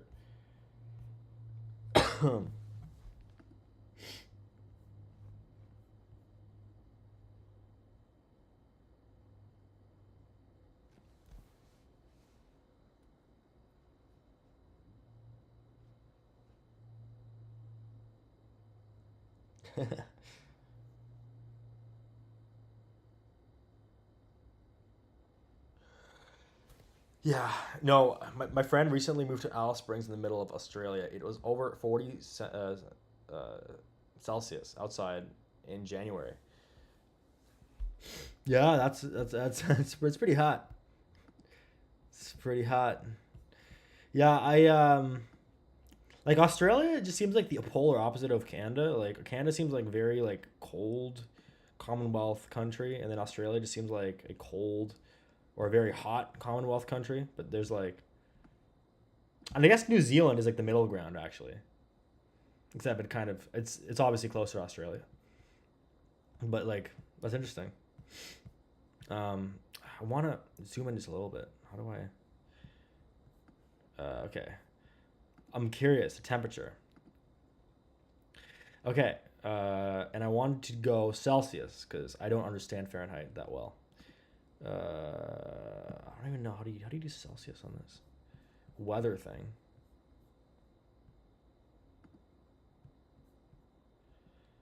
I don't even know.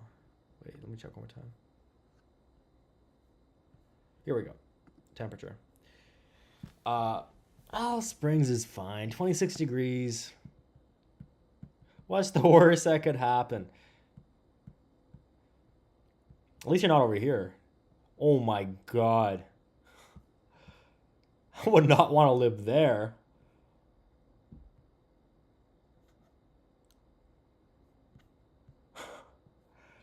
49 degrees Celsius? For the Americans, that's 120 Fahrenheit. 120 Fahrenheit. Holy, that's insane.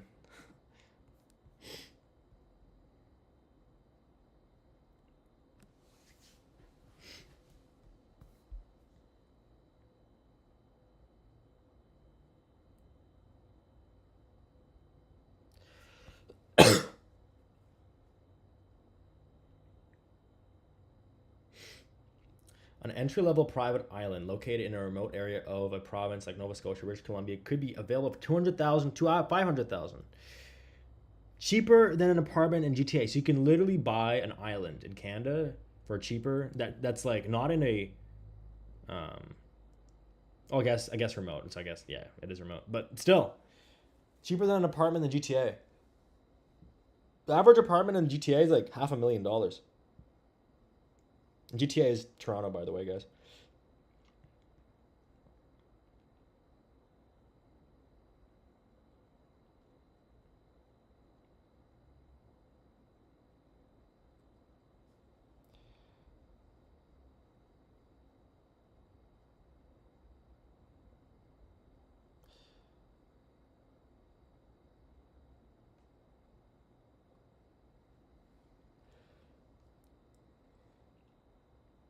Yeah. If you left an shelled egg out in 49 degrees, it'll definitely cook. I think it'll definitely cook. Like that is. I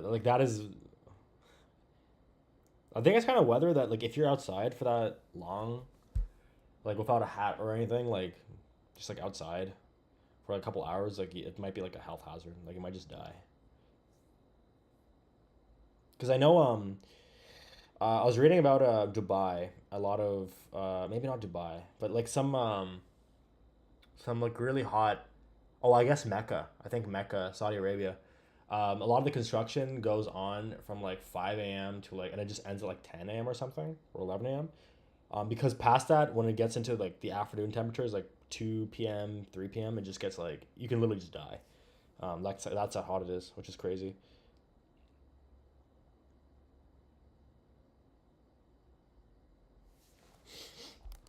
Weird shit happens on islands. I mean, I don't know. Does it? Heard about that Epstein fella. He did a couple weird things, but I mean that's all just a one-off, right? Okay, we got my friend and I bought an island. Okay, so why would you buy? Yes, so exactly. So you opened up with saying having a random patch of land somewhere holds almost no appeal, but an island is totally different. You're like your own little country.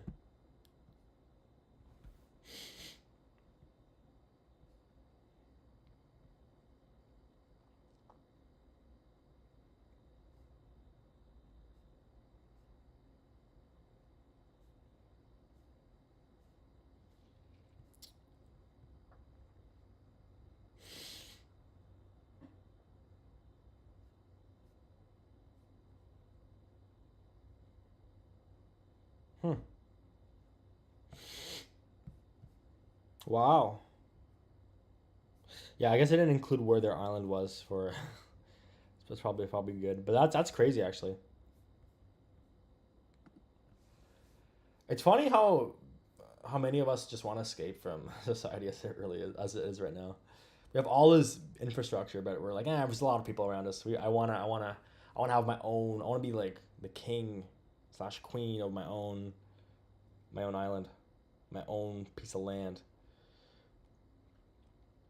I remember I went camping with my friends last year, and we found this island to camp on.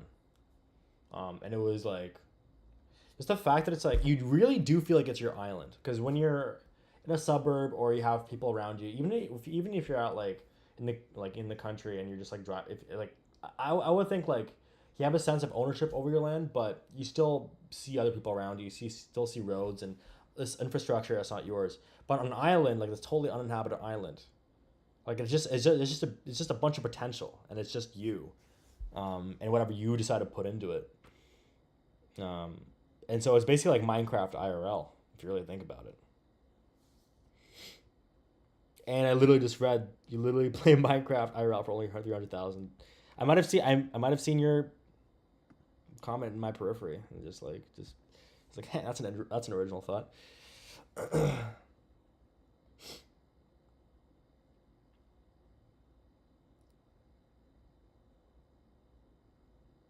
Yeah, I always think about this little uh, slivers of no man's land that always have people trying to establish themselves as independent countries. There's a uh, there's a place called Ocean City or something. No, not Ocean City.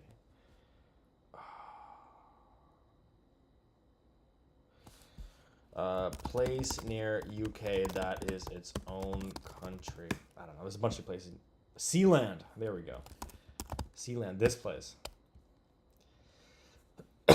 So they are an unrecognized micronation, but that doesn't matter because I don't think anyone's really bugging them. So they pretty much are a micronation, but the UN for some reason doesn't care much for these guys. But look at these guys. So this is an entire country over here. Sealand. And these guys, this is not even an island. Like there's just like it's like I think a World War II relic, um, of some sort. Uh, so it's not even an island. They just built this artificially, and then these guys bought it or something, and then they called it Sealand. Like this is just their country now, and they can just call it their. Then it doesn't matter if it's not recognized or not. They can still do whatever they want with it. Um, I don't know if they can. I don't know if you can go as far as develop your own nukes. Imagine Sealand is just developing their own nukes. I don't think neighboring countries is gonna have that. Um, are gonna have that, but that's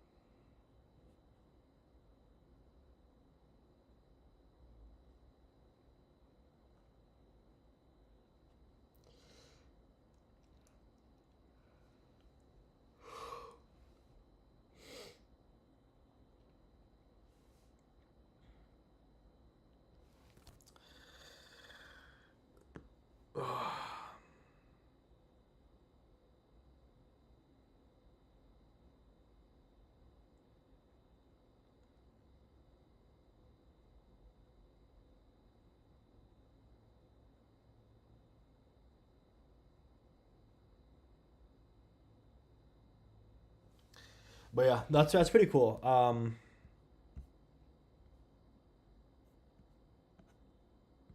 No, I'd totally be down to buy an island. That sounds like a really good time. The thing is, there's just like so much money could buy. You gotta. If you choose one thing, you're like basically saying, "Oh, I value this thing over everything else that the world could offer me." Right? If I buy an island, I'm basically saying that my money is worth that island is worth more than anything else that I could buy, which is completely true. Actually, look at Maine. Maine has a ton of islands here. You can totally buy an island near Maine if you're an American. If you're a Canadian, well, your options are a little bit more limited. I guess. Actually, not really. We're actually probably have more options per capita than the average American. But you can probably.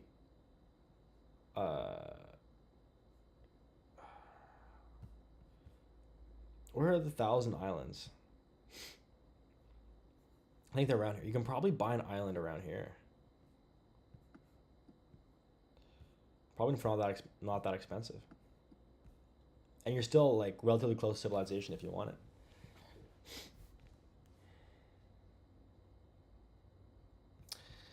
No, work did not send me to Miami. I wish. That'd be crazy. No, I'm just like I'm basically working for Miami, and I'm taking like a couple days off here and there. But yeah, it's nice. It's nice. I basically like work, and then I have my lunch break, and when lunch happens, I just go to a park and I walk around, and I gawk at the palm trees and the fact that I can walk around in a t-shirt in February. That to me is just like it blows my mind. And then after work, I go to the beach.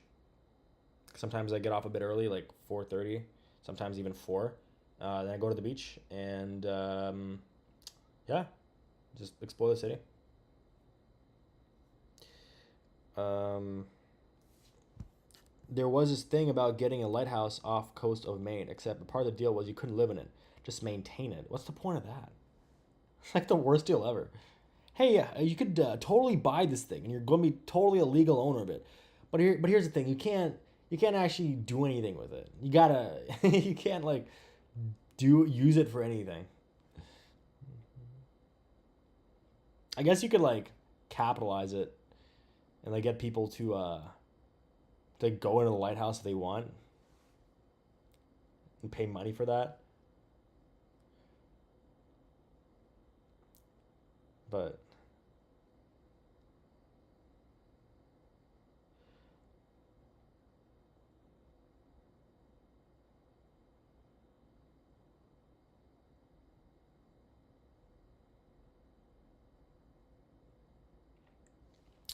uh, Australians love Vancouver. When I was in Vancouver, so many Australians and people, and also probably people from New Zealand as well.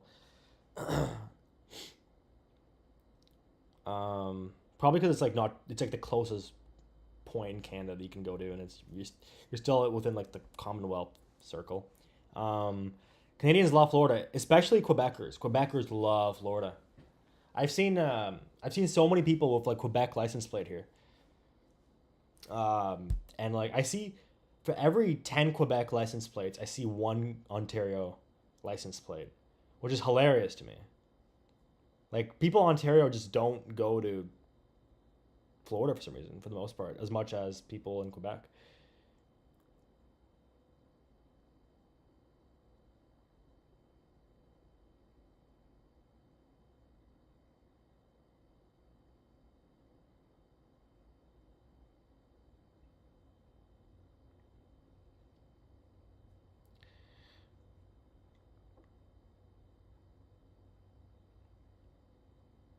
Uh, yes, I go swimming at the beach. Richard Holler says, I wish I could go to Florida, but you need to wait 2 years to get an appointment for the U.S. visa in Canada. Are you talking about like working long term? Because you're allowed to legally work like short term, as long as you earn like below some amount of money. I remember reading about it. Like there's still like a slight gray area, but like you like no like you're able like if you're not as long as you're not working here for like 6 months at a time or something, like it'll be fine.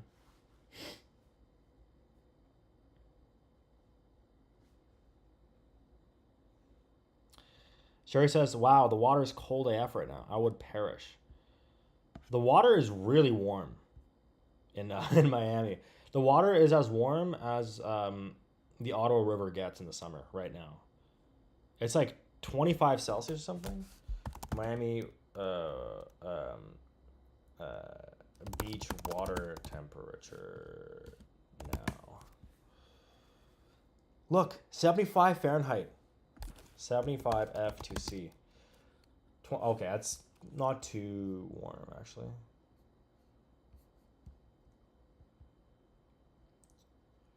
But like, no, it's 74. Yeah, it's like pretty warm. Like you should be able to swim in that weather pretty, in that water temperature pretty well. I think where you are, Sherry, that is pretty. I think your water temperature is colder, like way colder. Where do you live again? It's like Cola, Pensacola or something. Yeah, Pensacola water temperature. Oh, 61 Fahrenheit. Yeah, okay. So pretty big difference from yeah, 16 Celsius is really cold.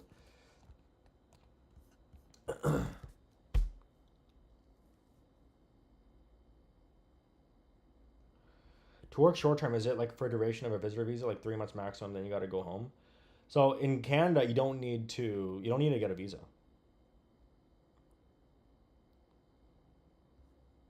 You don't need to do that. If you're planning on working for a long time, then yes, you gotta.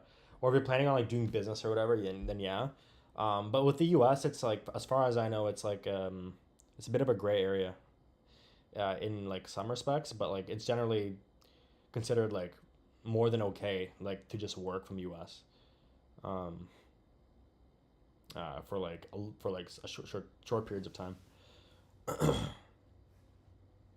As long as you're not like doing business in the U.S., like as long as you're not making money in the U.S. through your job. Like if you work for a Canadian company and you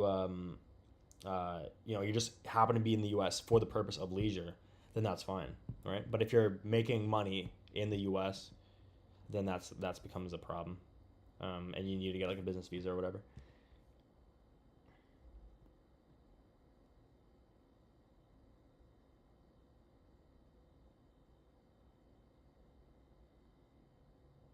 I'm sorry, Richard. I have a passport from a third world country. That's why I need a tourist visa to go everywhere. Sorry. Yeah.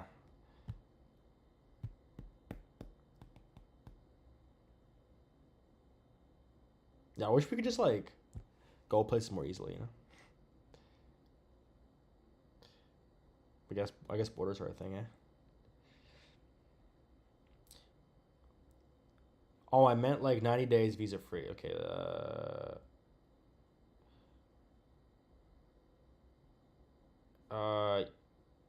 Yeah.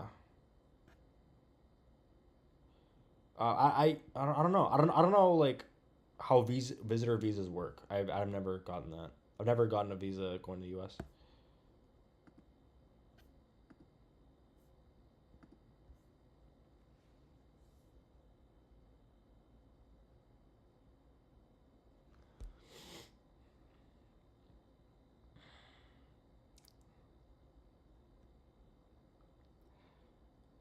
Fun fact: me and thousands of other people are in Canada only because it's the fastest, good quality passport you can get.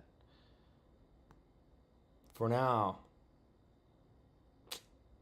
soon the average house will be like $10 million. Then the average wage is gonna be like 10% higher than it is now, and people are gonna be like, "Oh well, what's the point of living here?"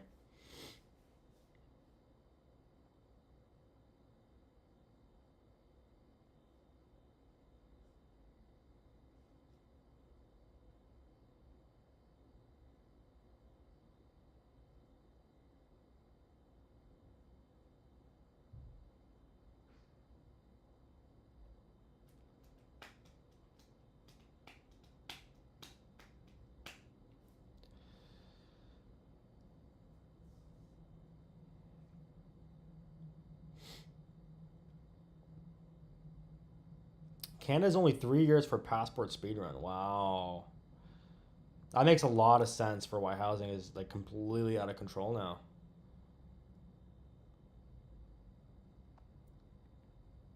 Because like everyone's just people are just moving and everything just so expensive now.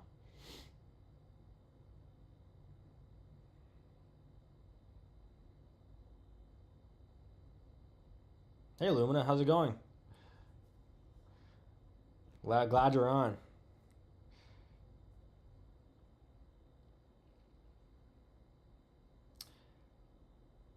Did we decide which island we are getting? No, let's figure it out right now.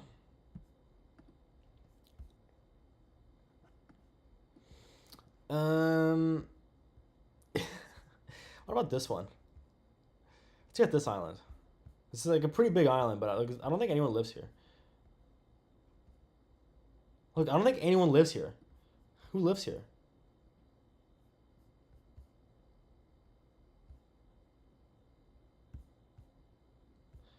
All right, I'm down to buy Akimiski Island. Akimiski Island. What do you guys say? It's like literally almost the size of a country. Look at this. It's the size of some countries actually. Look at this. It's crazy.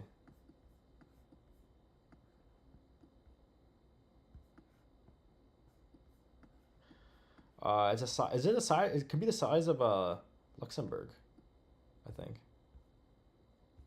Which is around here, I think.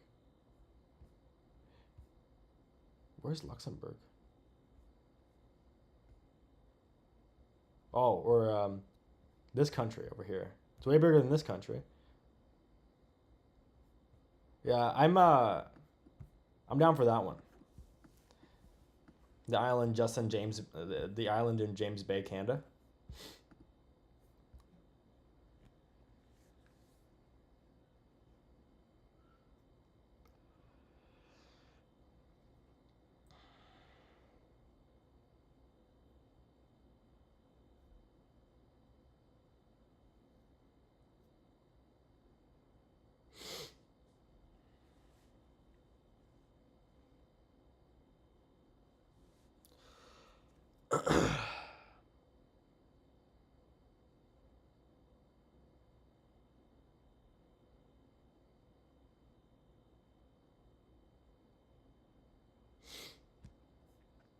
Well, Afterpay is a big thing. I think Afterpay is yeah, I think Canada has Afterpay too.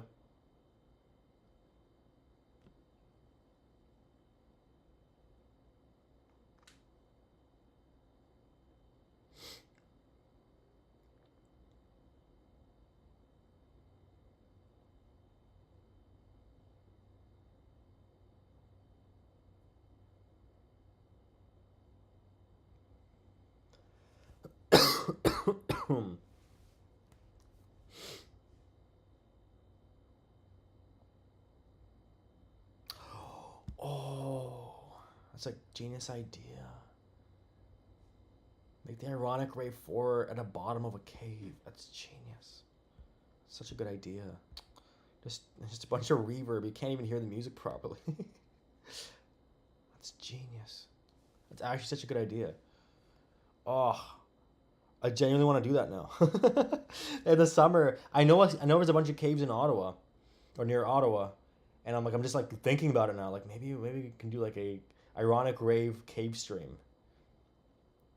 and just like have the microphones that like are just being streamed to YouTube, like on like just like far away from like the actual speakers in the cave, so you can hear all the echo and like all the distance in the music. That's a genius idea.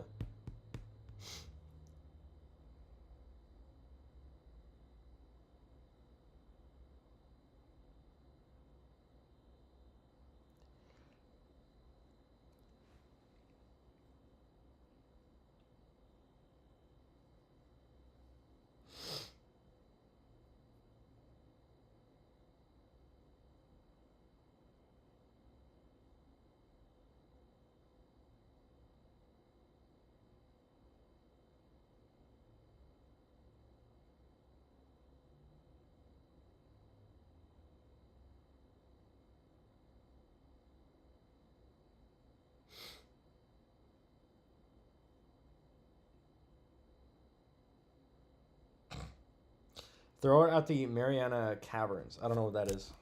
Check check that check that out. Oh, okay.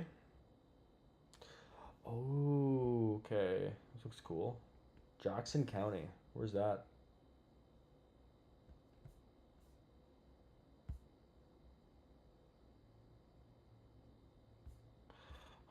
Oh wow. Okay, so this is very far up north by Florida standards. That's cool. Why not? Yeah, it's got to make sure we got a bunch of ER personnel on standby.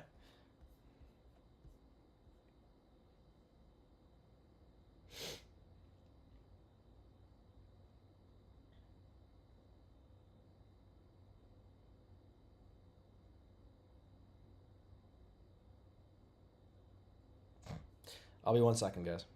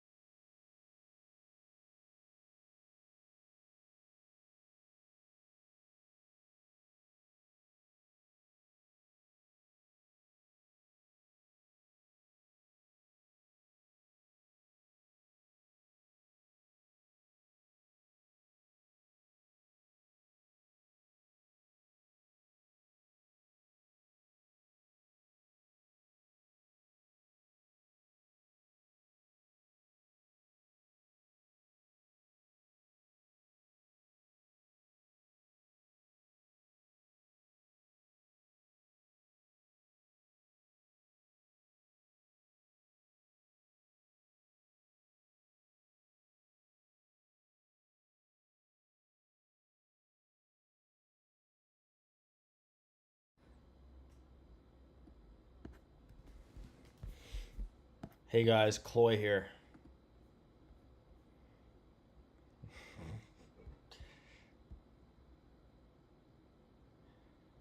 Chloe, I am back. I am back on this stream called Drinking Oat Milk and Talk. Uh,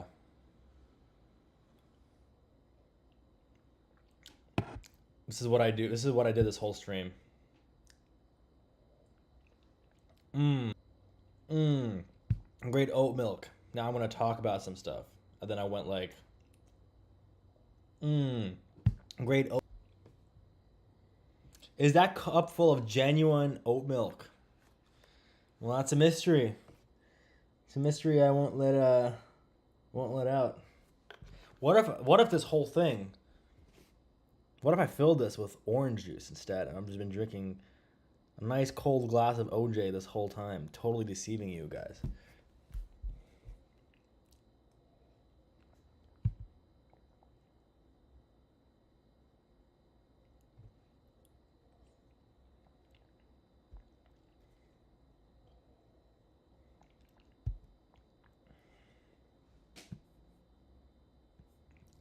Sorry, guys. Uh, wait. How do you do? I'm gonna try to fix this. I will fix this.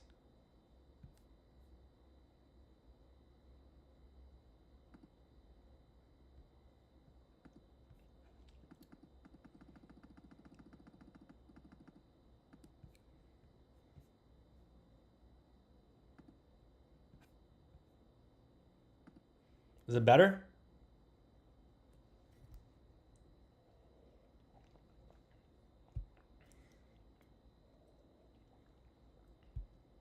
Okay, good. Good stuff. Um, yeah, the stream has been going on for almost 2.5 hours. But honestly, I'm down. I'm down to just keep going. I'm having a good time. I did only get like 5 hours of sleep last night. Um, but yeah, I'll probably have to go soonish, but yeah, maybe another half hour.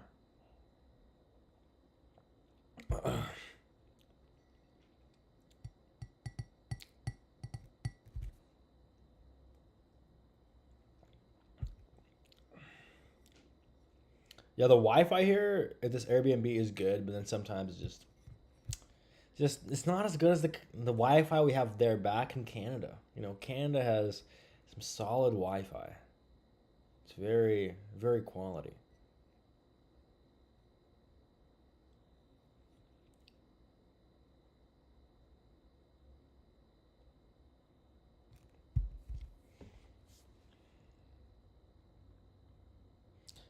Keep streaming for another 24 hours and show us your average workday. I've already done that. Well, not 24 hours.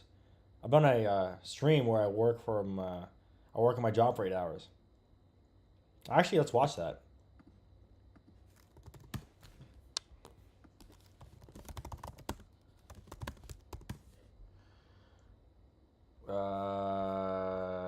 Wait. Working, like, is it? I think that's what it's called.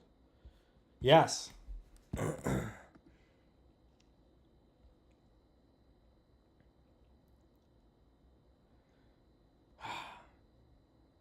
All right. Luna gifted me $5. Like I gotta show you guys what's in the cup. So should I do it? All right, I'm gonna do it.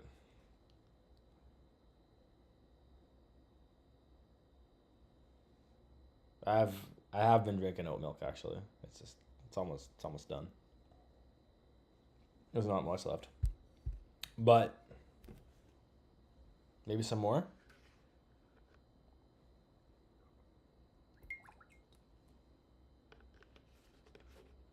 Yep, genuine oat milk. I'm not lying. See, this is the things I do for you guys. I drink genuine stuff.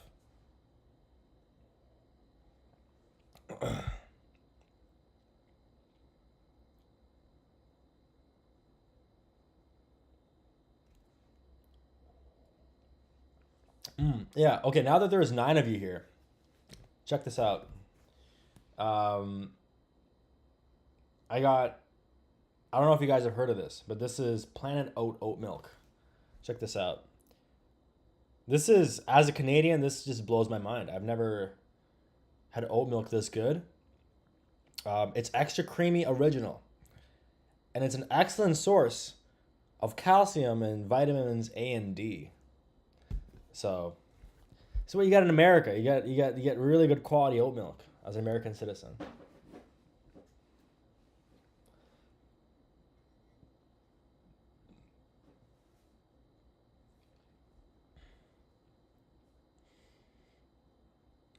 You know, what'd be awesome if you could just like walk into like a Starbucks, except just like, just they just give you a cup of oat milk, you know, in a glass cup, like a drive-through. Get like a drive-through Starbucks or whatever, um, or drive-through place. They just give you like a cup of like cold oat milk.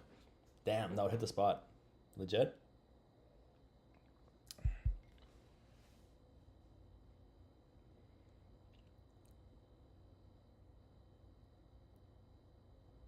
Can you actually? Can you actually just buy oat milk?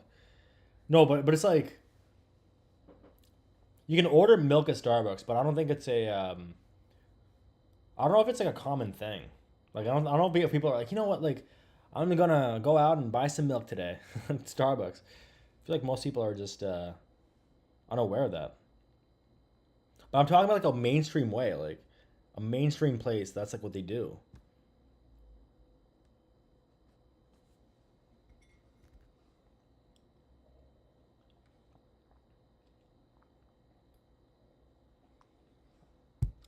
But yeah, all right, I literally forgot about this. But I streamed myself at one point working a 9 to 5 for 8 hours.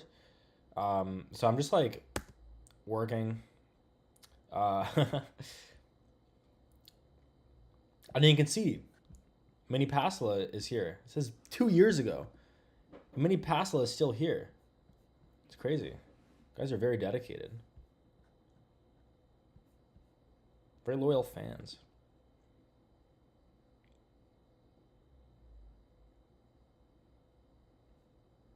But yeah, I'm just like working here for 8 hours. This was actually like, in retrospect, like this video was like crazy because like when I'm actually working a 9 to 5, like I can't just be still like this. But I did it like as a statement almost. Like I was kind of like, because this is how I thought people. This is how I think most people work their 9 to 5s. As they just sit down, and then they just kind of like they just work like that.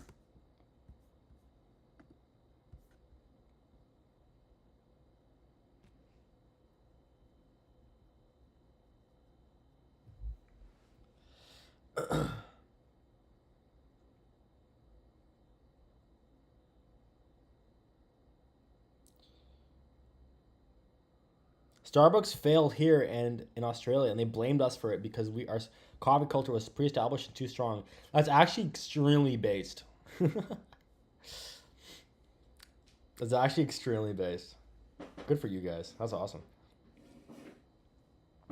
I do like the Starbucks vibe, to be honest. It's um it's like I like it as much as one could possibly like a super popular expensive chain coffee place.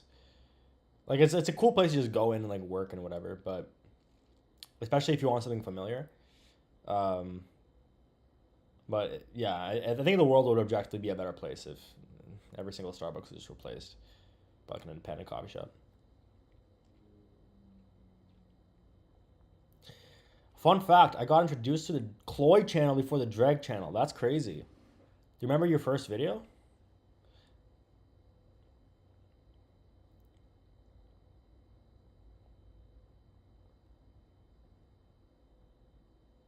Everyone knows software engineers work for 3 hours a day. Well, sometimes, yes. But I don't know. Sometimes like there are days where you actually do like work. Like talking like 14-hour days, like 12, 14-hour days. Doesn't It's not like super often, but they do happen. It's either like you work like very little or you work a lot, I find.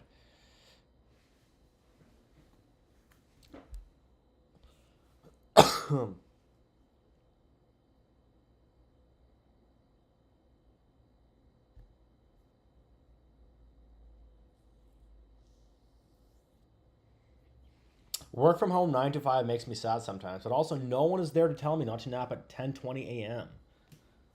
That's exactly how I feel about it.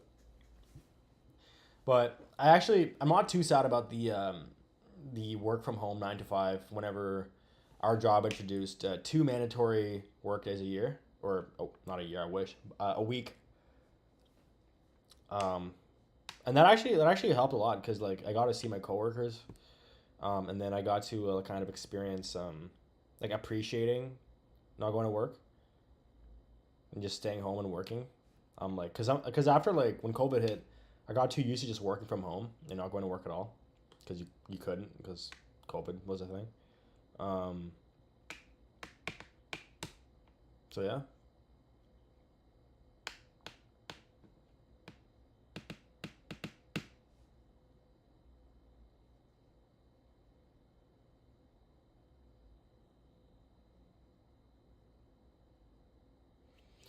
yeah. My coworkers are really cool. I just like I feel like I just cannot if I just cannot sit in one place very easily. I get too antsy. Like I just get like I want to sit in like very weird positions that is like not really socially acceptable to do in the office. I like to like do like a gopnik pose whenever I'm working sometimes, or I'm like on my bed on my stomach just like working, or I don't know, I like to do all these like I don't know, I just like to be in like different positions when I'm working. I can't stand just like being like this. Just working like this all day. I just think it's My body can't handle it. I'm just my body's like, ugh. My body gets like too rigid, and then I gotta like, I don't know, it just hurts. Especially if you do it day in day out.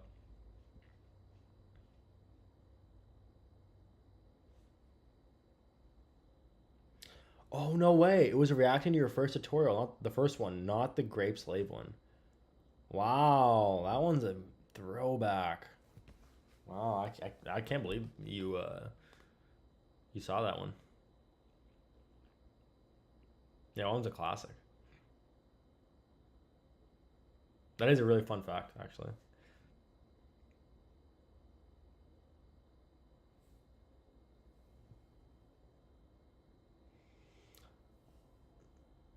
Since I messed up my ankle, I have to work from home all week this week, and I'm disappointed over it. My team is pretty neurodivergent, so no one cares how anyone sits or stands or what you're up to. That's pretty awesome. I'm sure I could do the same thing in my job. It's just like everyone there is. It's just not really the culture. Like people are very chill. It's just like I find like you don't really see people doing that. So I don't I don't really. And I don't want to be like the first to you know to change the system. Like I'm only there 2 days a week. So. As a software engineer, I enjoy taking meetings from a bathtub with a can of beer during work from home. That's awesome. I sometimes think about like, oh, maybe I should like drink during work. And I think at one point I have been like I remember like I have been a little intoxicated during work, not like in person, but like work from home. Um, like not like I was like still relatively sober. Um, yeah, it's fine. I'd rather in my experience, it's like it's better to just like wait after because like it's like you're like getting lit and then you're like, oh, actually I have work to do. like like I guess I'd rather just get like lit and just do whatever I want.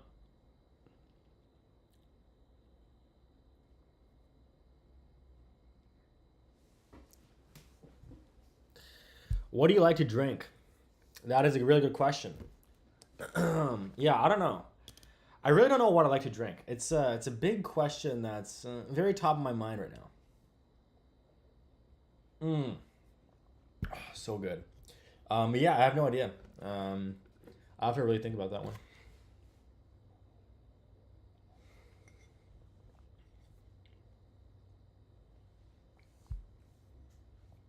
One of our team members, sorry again for bringing up feet. It's a New Zealand thing, Lamau. Wanders around the office barefoot with rubber sandals in hand a lot, and that surprised me.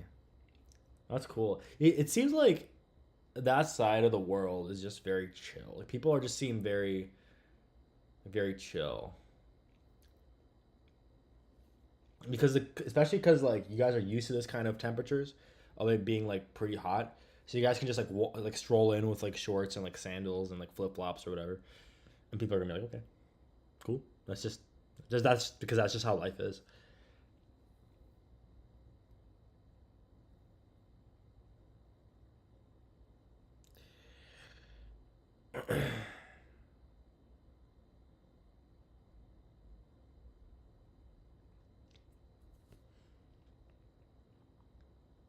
So what is Balmer's Peak? Balmer's Peak is real. What does that even mean?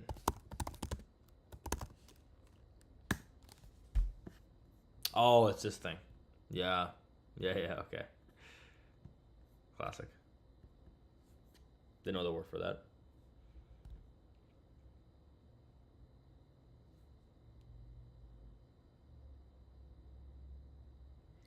Yeah, it's a very relaxed. It's very relaxed here, but it's also a bit too slow. I prefer a busier city life, which is part of why I want to leave, and that's fair enough. I mean, you guys have Wilmington, I think it's Wilmington and Auckland, right? The two big cities in New Zealand. I think doesn't Auckland have like a population of like 3 million or something? It's like I think maybe I'm wrong. Am I in the ballpark?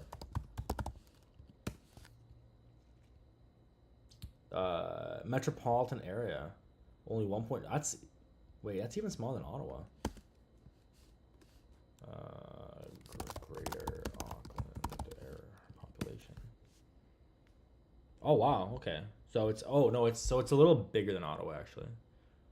But it's still pretty small for like it's not like a big city. Wow, okay. So New Zealand is doesn't really have any big cities. Can you as a New Zealander, can you easily go to Australia and like work there? Like or do you need like a visa or something like that? I mean, I'm sure you guys like those two countries are very tight because they're so culturally similar and they're so close. Because I know, I mean, Australia has some big cities, right? Like Sydney.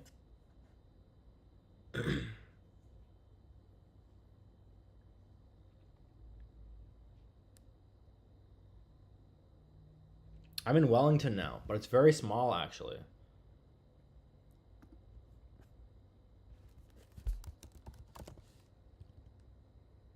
Capital of New Zealand.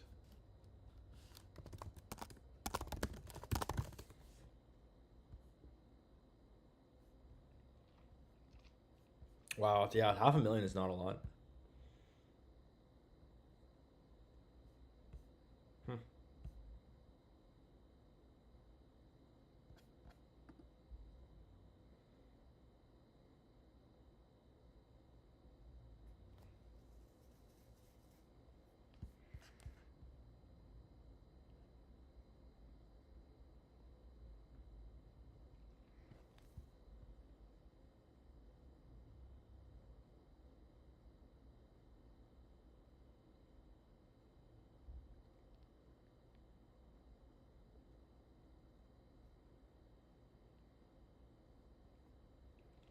Okay. Yeah, so there's no visa requirements. You can get citizenship in 4 years, and you're allowed a bunch of benefits for citizens even before then. Nice. Yeah, I mean, that makes sense. It's like you guys are so tight that it just makes a lot of sense. And it's actually surprising to me that you guys are like two separate countries. To be honest, like I mean, I don't really know much about that that's the side of the world. What I'm saying could be like considered like a big point of contention between New Zealanders and Australians for whatever reason. But I really in my mind like I kind of conflate the two as like one region slash country.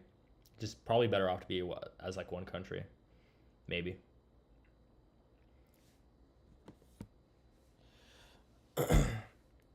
Lumina says, "Why Miami? I have so why Miami? So I need more context. Why am I don't really I don't really understand. I think 500,000 Kiwis live in Australia. Our population is about 5 million, so it's a big chunk. Hmm. Yeah, that makes sense actually. It takes about 4 hours to fly there. Yeah, actually does make 4 hours really.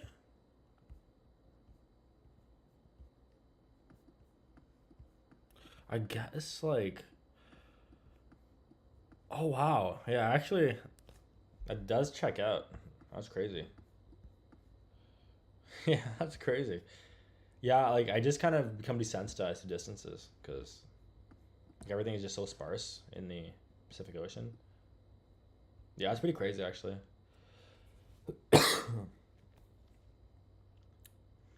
Yeah, I guess I get, but even so, like you know, very culturally similar. I think. Let's go back to the chat. Why are you in Miami? Cause I want to escape depression. that's as a TLDR. I want to be in the same time zone. I find Miami interesting as a city.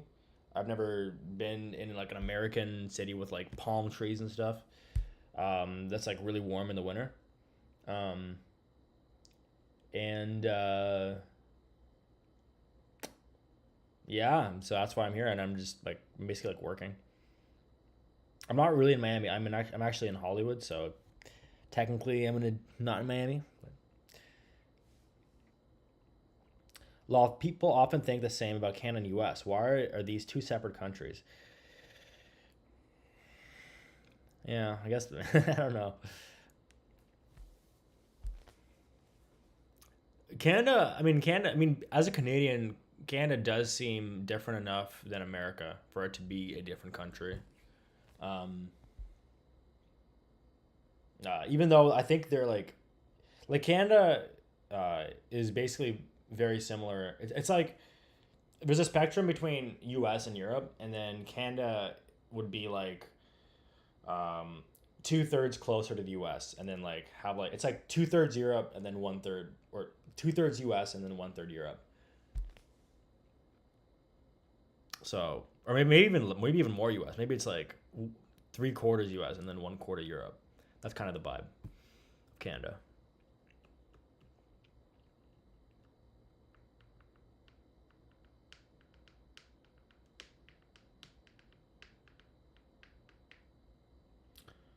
I'm in Florida for like 3 weeks and a bit.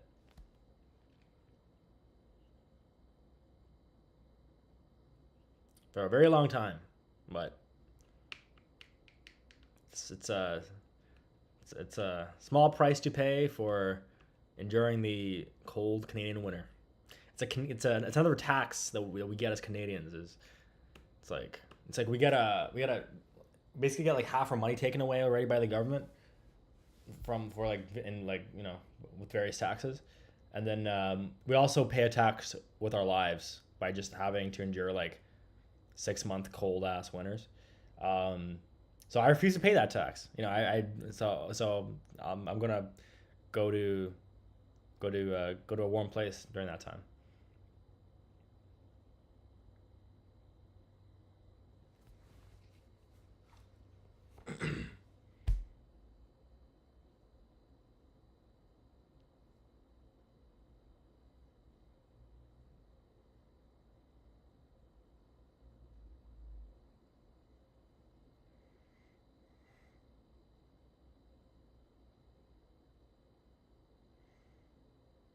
Nice. I'm going to Orlando actually in 6 days. So that's gonna be fun.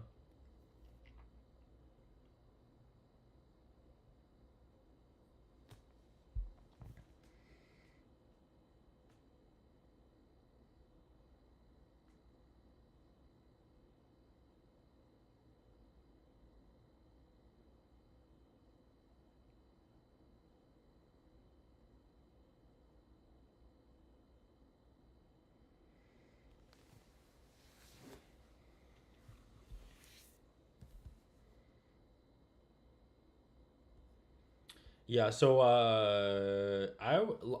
as a European, Canada is maybe 1/8 Europe. I think Quebec City is as European as it gets, and it's still pretty far. Yeah. Yeah, it's hard to quantify in my head. I think you might be right.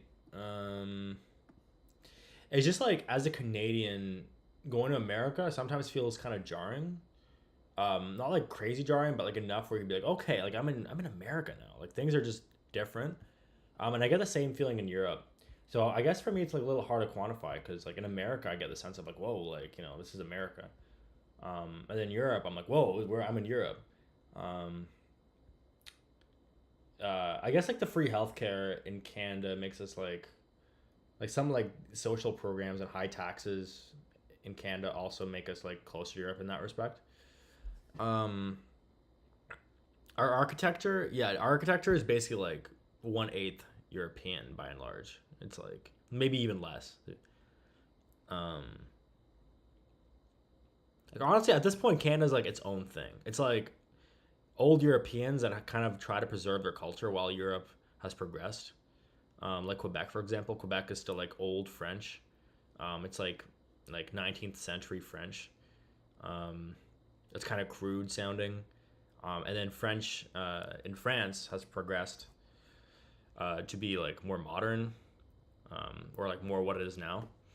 And so there's like a kind of distinction between like Quebec French and like France French, which is pretty interesting.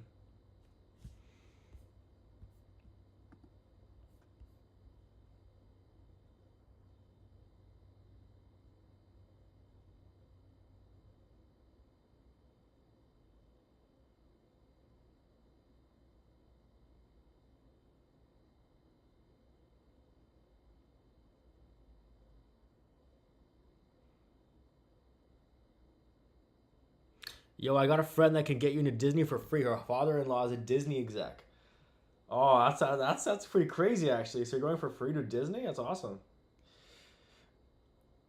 I hit you up for that offer, but I already got the tickets for Universal.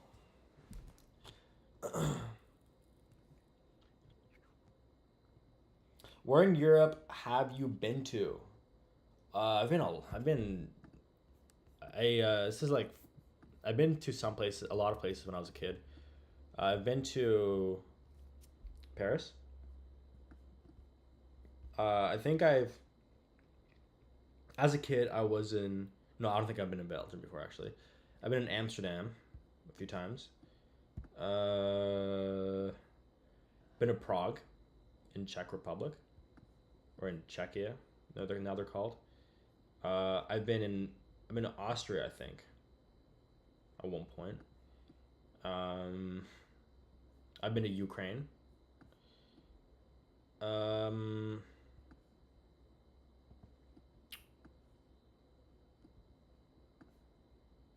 yeah, that's. I think that's it.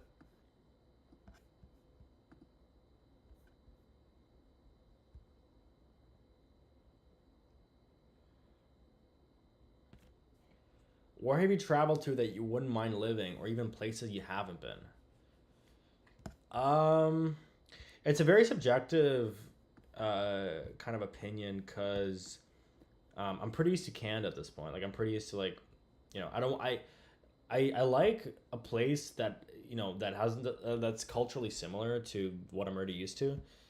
Because of that, like my options, I find kind of will remain in this area. Like anywhere else, even if I go to like Australia or New Zealand or the UK or some other English speaking country, I find that like I think it might culturally be just a bit too jarring to like live for an extended period of time, or just to like move like forever.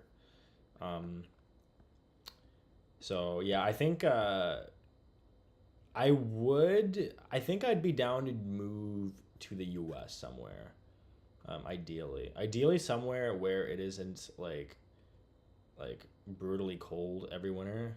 Um, I think Miami is too hot.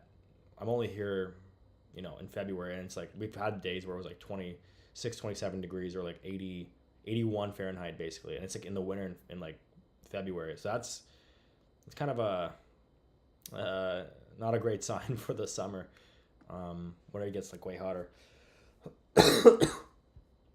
I liked California, but LA air quality kind of I remember taking note of their air quality there. Like it wasn't I just wasn't like I don't know, maybe it was the place where I was staying, but like I did not love the air there. Um, I think I enjoyed San Francisco a decent amount, but it's very expensive. And I don't know if I would like to live there, but like the climate in San Francisco is good. Uh, I don't know. That's a really good question. I'll have to think about it.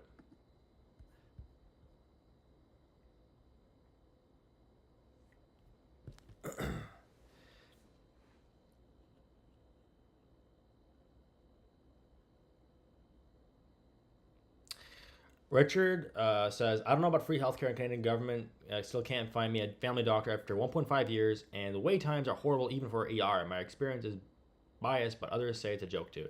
It is a joke. It is very, very bad. But what I can say from experience is sometimes the things that you think are very bad, the ER people are just going to be like, whatever. They're going to like use their own subjective opinion to assess how bad it is, even if you're like, it's a, because they sometimes tell you like, oh, how bad is it from scale of 1 to 10? And a lot of time people are like tempted to just go like full on like 10, just because like people they're gonna be like, oh wow, so it's like really bad. We got to get this guy out of here so that they don't wait for like 8 hours, 9 hours in line. But I find like a lot of the time the medical professionals have to kind of instill their subjective opinion upon you.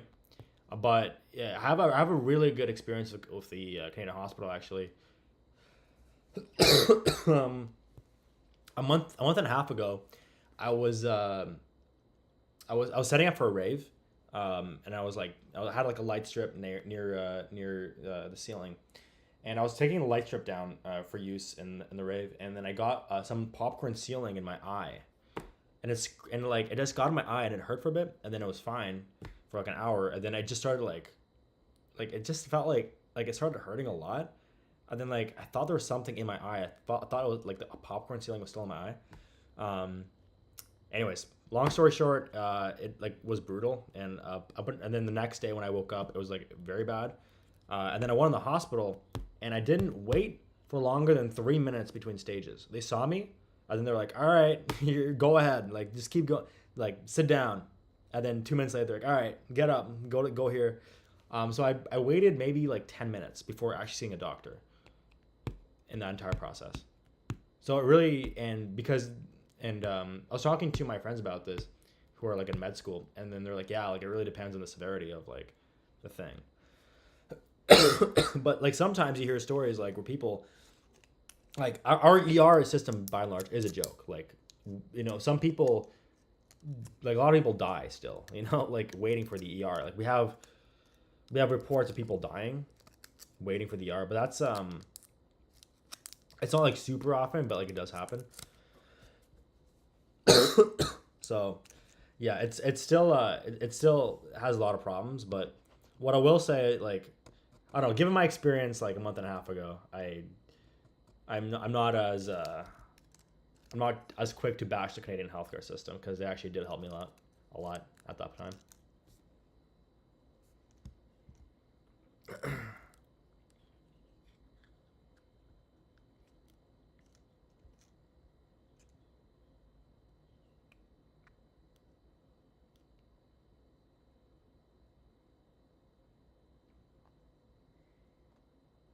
The ER is bad in New Zealand too, right? Is it suffering from the same problems that Canada's suffering? Like 9 hour average wait times and that kind of thing?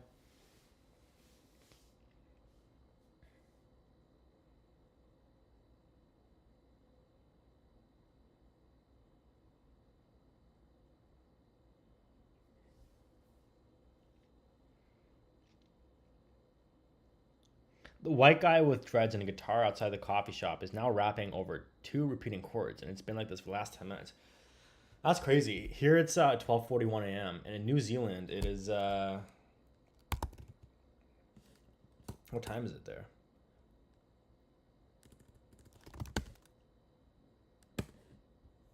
6:41 p.m. Wow, you guys are well into the next day, eh? That's crazy. Like our day's just beginning, like 12:41, and you guys are almost there, almost done. That's what's wild.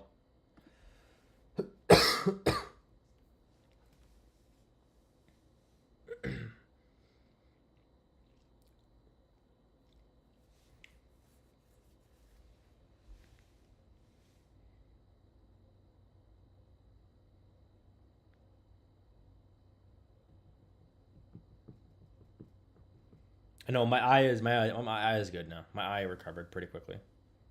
It took it's pretty much like not blind, but like I couldn't see. I just didn't open my eyes for like a day and a half, 2 days, and then I waited another couple days and it was fine.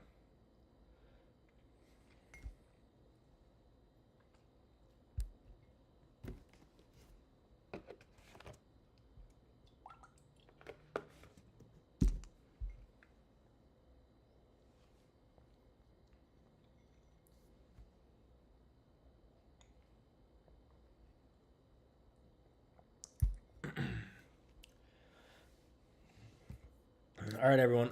It's been over 3 hours now, so it's been a minute. I'm pretty tired. I haven't slept a lot last night, so I'm going to make an effort to try to sleep early.